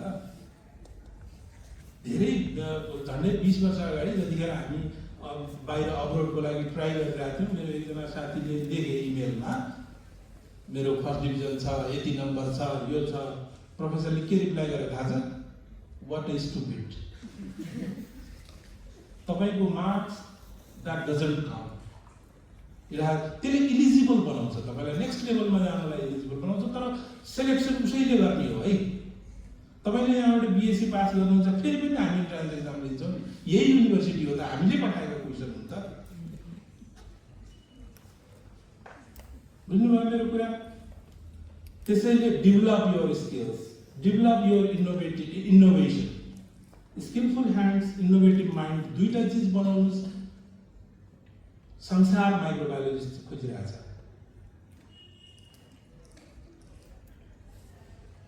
नासालाई माइक्रोबायोलोजिस्ट चाहिएको छ, एग्रिकल्चरमा माइक्रोबायोलोजिस्ट चाहिएको छ, मेडिकलमा त म्याम हुनुहुन्छ यहाँ होइन, इन्भाइरोमेन्टमा चाहिएको छ, मैले अघि भनिसकेँ, सबै ठाउँमा चाहिएको छ। नेपालमा एउटा ठुलो हाइड्रो पावर प्रोजेक्टले 2007 मा एकजना इन्भाइरोमेन्टल माइक्रोबायोलोजिस्ट खोजिहाल्यो। दुईचोटि एडभर्टाइज गरे, तेस्रोचोटि उनीहरूले इन्डियाबाट 75,000 2007 मा 75,000 आइसी पर मन्थ पे गरेर ल्याउनु पर्यो।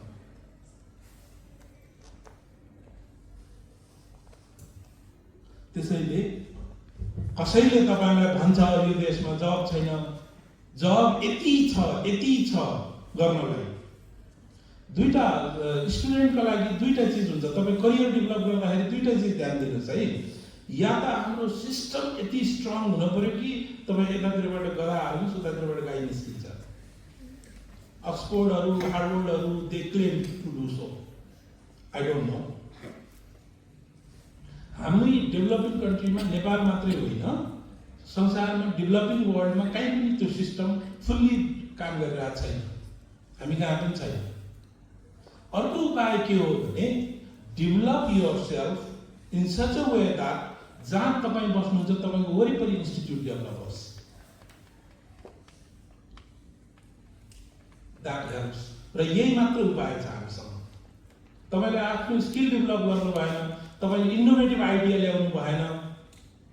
मास्टर्स स्टुडेन्ट हुन्छ, 4th सेमेस्टरमा पुगेको हुन्छ, सोध्छ सर थेसिस केमा गरौँ, सर एउटा टपिक दिनु, म जे पनि गर्न तयार छु, मलाई पिएचडी गर्न सोध्न आउँछ, सर तपाईँ जेमा भन्नुहुन्छ हुन्छ।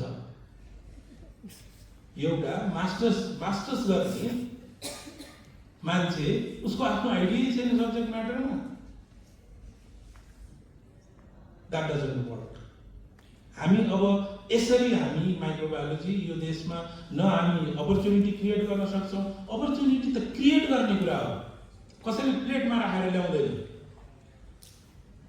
20-21 वर्ष अगाडि मलाई पनि भ्रम थियो, सेन्ट्रल डिपार्टमेन्ट माइक्रोबायोलोजीमा गोल्ड मेडल लिएर निस्केर त मान्छे बाहिर माला लिएर पर्खिरह होला। 2 वर्षसम्म घुमे काठमाडौँ गरी, त्यसपछि रियलाइज भयो skill pays not the degree. Skill develop गर्नुहोस्, इनोभेटिभ आइडिया तपाईँलाई खोज्दै आउँछ मान्छे। जसरी मैले जीवनलाई खोजेँ, अरू विद्यार्थीलाई खोजेँ। बुझ्नुभयो मेरो कुरा? I think that I answered your one question, that what is the scope of microbiology. Scope, principally scope मा त प्रश्नै नगर्नुहोस्, संसार माइक्रोबायोलोजीमा चलेको छ। किनभने यो त इन्भिजिबल छ and it is impacting everyone. अघि म्यामले भन्दै हुनुहुन्थ्यो नि, बाई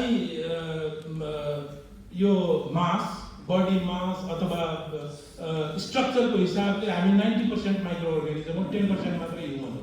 किनभने हाम्रो गटमा 10⁻, हाम्रो कति हुन्छ सेल्सहरू, एउटा एडल्ट ह्युमनको नियरली 10⁻13 हुन्छ।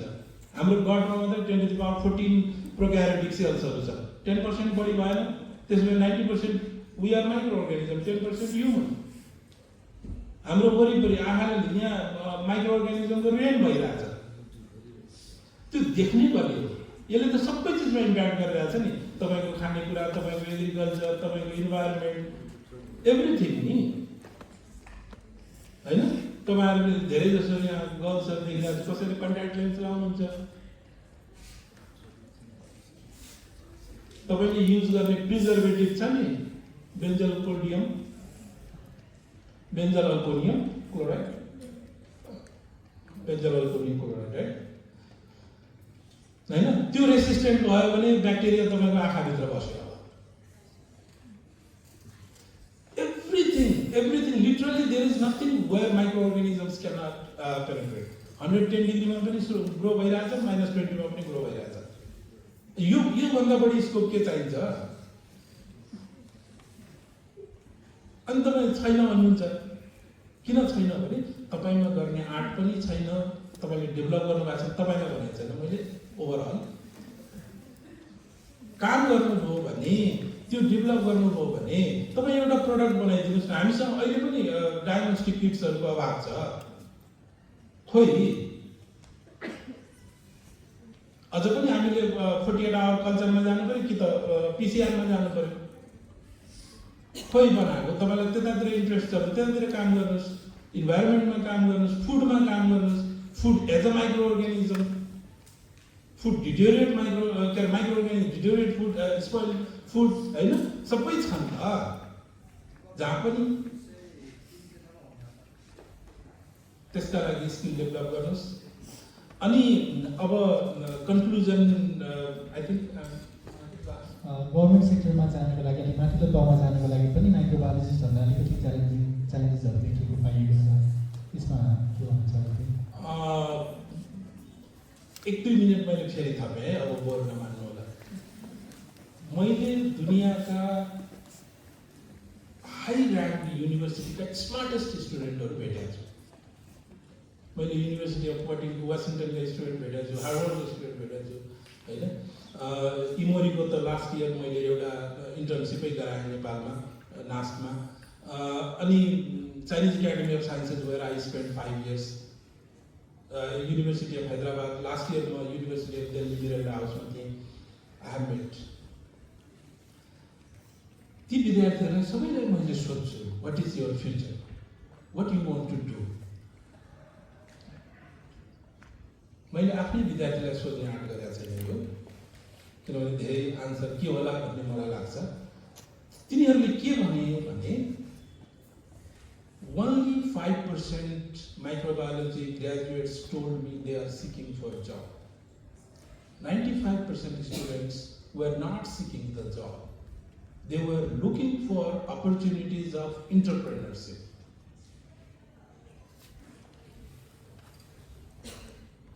अघि म भन्दै थिएँ नि, पेक्टिन प्रोडक्सन गरौँ न, एमाइलेज प्रोडक्सन गरौँ न, सोइलमा छ त ब्याक्टेरिया, डायग्नोस्टिक किट डेभलप गरौँ न। अनि तपाईँलाई यो इन्भेस्टर कहाँबाट आउँछ?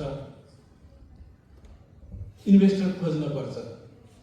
2016 मा म बेजिङमा थिएँ, मेरो एकजना साथी युएसमा थिइन्, उनको छोरा बेजिङमा मलाई भेट्न आयो। उसले बायोटेक्नोलोजीमा ब्याचलर्स सकाउँदै थियो, लास्ट सेमेस्टरमा थियो। उसको चाहिँ त्यो प्रोजेक्टमा इनोभेसन गर्न खोजिरहेको थियो। त्यसका लागि ऊ इन्भेस्टर खोज्न के अरे मेरील्यान्ड युएसबाट बेजिङ चाइना आएको थियो। खोज्नुपर्छ, भेटिन्छ। तपाईँले अहिले देखिराख्नु भएको छ काठमाडौँमा चाहिँ यति ट्राफिक जाम भइरहेको छ, बाटोभरि गाडी छ, पैसा नभएर हो र। इनफ मनी छ यो देशमा, तर उसलाई के चाहियो भने प्रफिटको ग्यारेन्टी तपाईँले दिनु पर्छ। उसले ब्लाइन्डली तपाईँलाई इन्भेस्ट गर्दैन। तपाईँको डिजाइन, तपाईँको प्रडक्टको प्रोटोटाइप यति क्लियर हुनु पर्यो कि उसलाई, इन्डस्ट्रियलिस्टलाई, इन्भेस्टरलाई के लाग्नु पर्यो भने अबको 2 years पछि, 5 years पछि I am going to make money from this. त्यो विश्वास दिलाउनुहोस्। गभर्मेन्टको शङ्कर प्रसाद शर्मा अहिले इन्डियाको राजदूत हुनुहुन्छ के अरे, उहाँ चाहिँ प्लानिङ कमिसनमा भाइस चेयर हुनुहुन्थ्यो। म नेपाल माइक्रोबायोलोजी सोसाइटीको जनरल सेक्रेटरी थिएँ। हामी डेलिगेसनमा गयौँ। उहाँलाई सोधेँ मैले, सर माइक्रोबायोलोजी यति तपाईँलाई जे भन्दैछु त्यही भने, धेरै अगाडि कुरा, 2007-08 को कुरा हो। अनि धैर्यतापूर्वक कुरा सुन्नुभयो। अनि उहाँले के भन्नुभयो भने, आज बिहान सर नेपालगञ्जबाट जुम्ला गइरहेको एउटा चामल बोकेर गइरहेको ट्र्याक्टर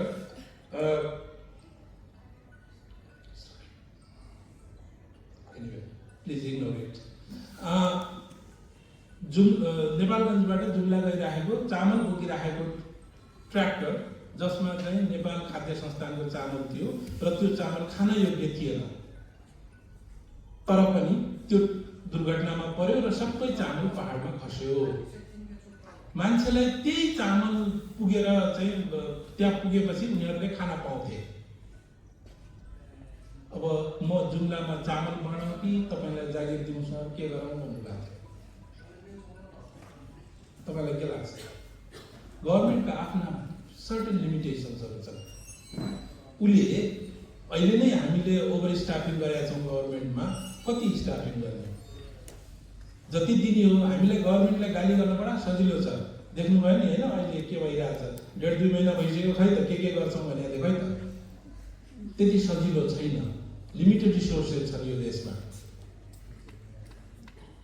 त्यसैले हामी गभर्मेन्टबाट धेरै अपेक्षा गर्न भन्दा इन्टरप्रेनरसिपमा जाउँ। हाम्रा लागि यति ठुलो अपर्च्युनिटी छ। दुनियाँका सबभन्दा बढी पपुलस 2 कन्ट्रिजहरू हाम्रो दायाँ र बायाँ छन्, नर्थ र साउथमा छन्। त्यो मार्केटलाई युज गरौँ, इनोभेसनमा जाउँ, इन्टरप्रेनरसिपमा जाउँ। We can change. कुरा सुन्दाखेरि ठुलो जस्तो लाग्छ, तर इट इज पोसिबल। सुरु त गर्न पर्यो नि त। Thank you so much.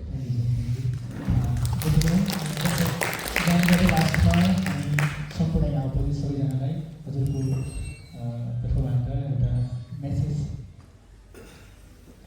मेरो मेसेज मैले आई थिङ्क अघि नै भनिसकेँ। Try to be an AMS champion so that we don't only talk about AMR in the World Antimicrobial Awareness Week, but the whole year round. Try to make any small change that you can. आफ्नो लाइफस्टाइलमा आफ्नो नेबरलाई भनेर अथवा आफ्नो घरमा काम गर्ने व्यक्तिले भनेर अथवा आफूले आफ्नै बारीमा कुन प्रकारको मल युज गर्ने भनेर. So try to make small changes, try to be champions of AMR, talk about it, learn about it, utilize it in entrepreneurship. सरले भन्नु कुरा मलाई एकदम ठिक लाग्यो. हामी जागिरको पछाडि भाग्छौँ. We are not entrepreneurs. बाहिरतिर सबभन्दा बढी पैसा कमाउने नि entrepreneurs नै हो. Because you're going to make something unique to somebody. It doesn't have to be unique always. अरू ठाउँमा चल्तीको रिसर्चबाट ओके भएको कुरा सरले इक्जाम्पल दिइसक्नुभयो. सलिड वेस्ट कहाँ हाल्ने त्यसको रिसर्च पेपरहरू स्वयं गरिसकेको त्यहाँको कुरा हामीले यहाँ उपलब्ध गराइदिनु मात्र हो. So try and be AMS champions. मेरो पनि त्यही हो. सर म्यामले भन्नुभयो जस्तै हामीले like maybe few years back when I was in college मलाई पनि अब यो पछि के जब हुन्छ जस्तो लाग्थ्यो. But then I realise that हामीले अहिले चाहिँ के जब पाउँछ भनेर भने कि हामीले आफूले जब क्रिएट गर्ने कसरी गर्ने भनेर पढ्यो भने चाहिँ will be more innovative because जब दिनलाई त्यस्तो इजी हुँदैन. So I chose the path like I was in academic field. Now I enter into entrepreneurship and because of that I've been able to establish lab and also provide some job placement to some of my students where they don't only work but they do research with me. So I learn with them, they learn with me. So I think development of the product and entrepreneurship is a very good ecosystem that should be included in our education. So job कहाँ पाउँछ भनेर हैन, job कसरी create गर्ने भनेर चाहिँ पढ्दाखेरि चाहिँ राम्रो हुन्छ. Thank you all the distinguished guests for your valuable time. यहाँ सम्पूर्ण गेस्ट लगायत यहाँ उपस्थित सम्पूर्ण अडियन्स टिचर सबैजनालाई धेरै धेरै धन्यवाद. यति लामो समय धैर्य राखेर बस्नुभयो, सुन्नुभयो, पक्कै पनि यहाँबाट धेरै कुराहरू सिकेर जानुभयो, जानुहुनेछ भन्ने अपेक्षा म मेरो व्यक्तिगत तर्फबाट गेस्टहरूको तर्फबाट गर्न चाहन्छु. र आजको यस प्यानल डिस्कसन सेसनलाई मैले यहीँ समाप्त गर्छु.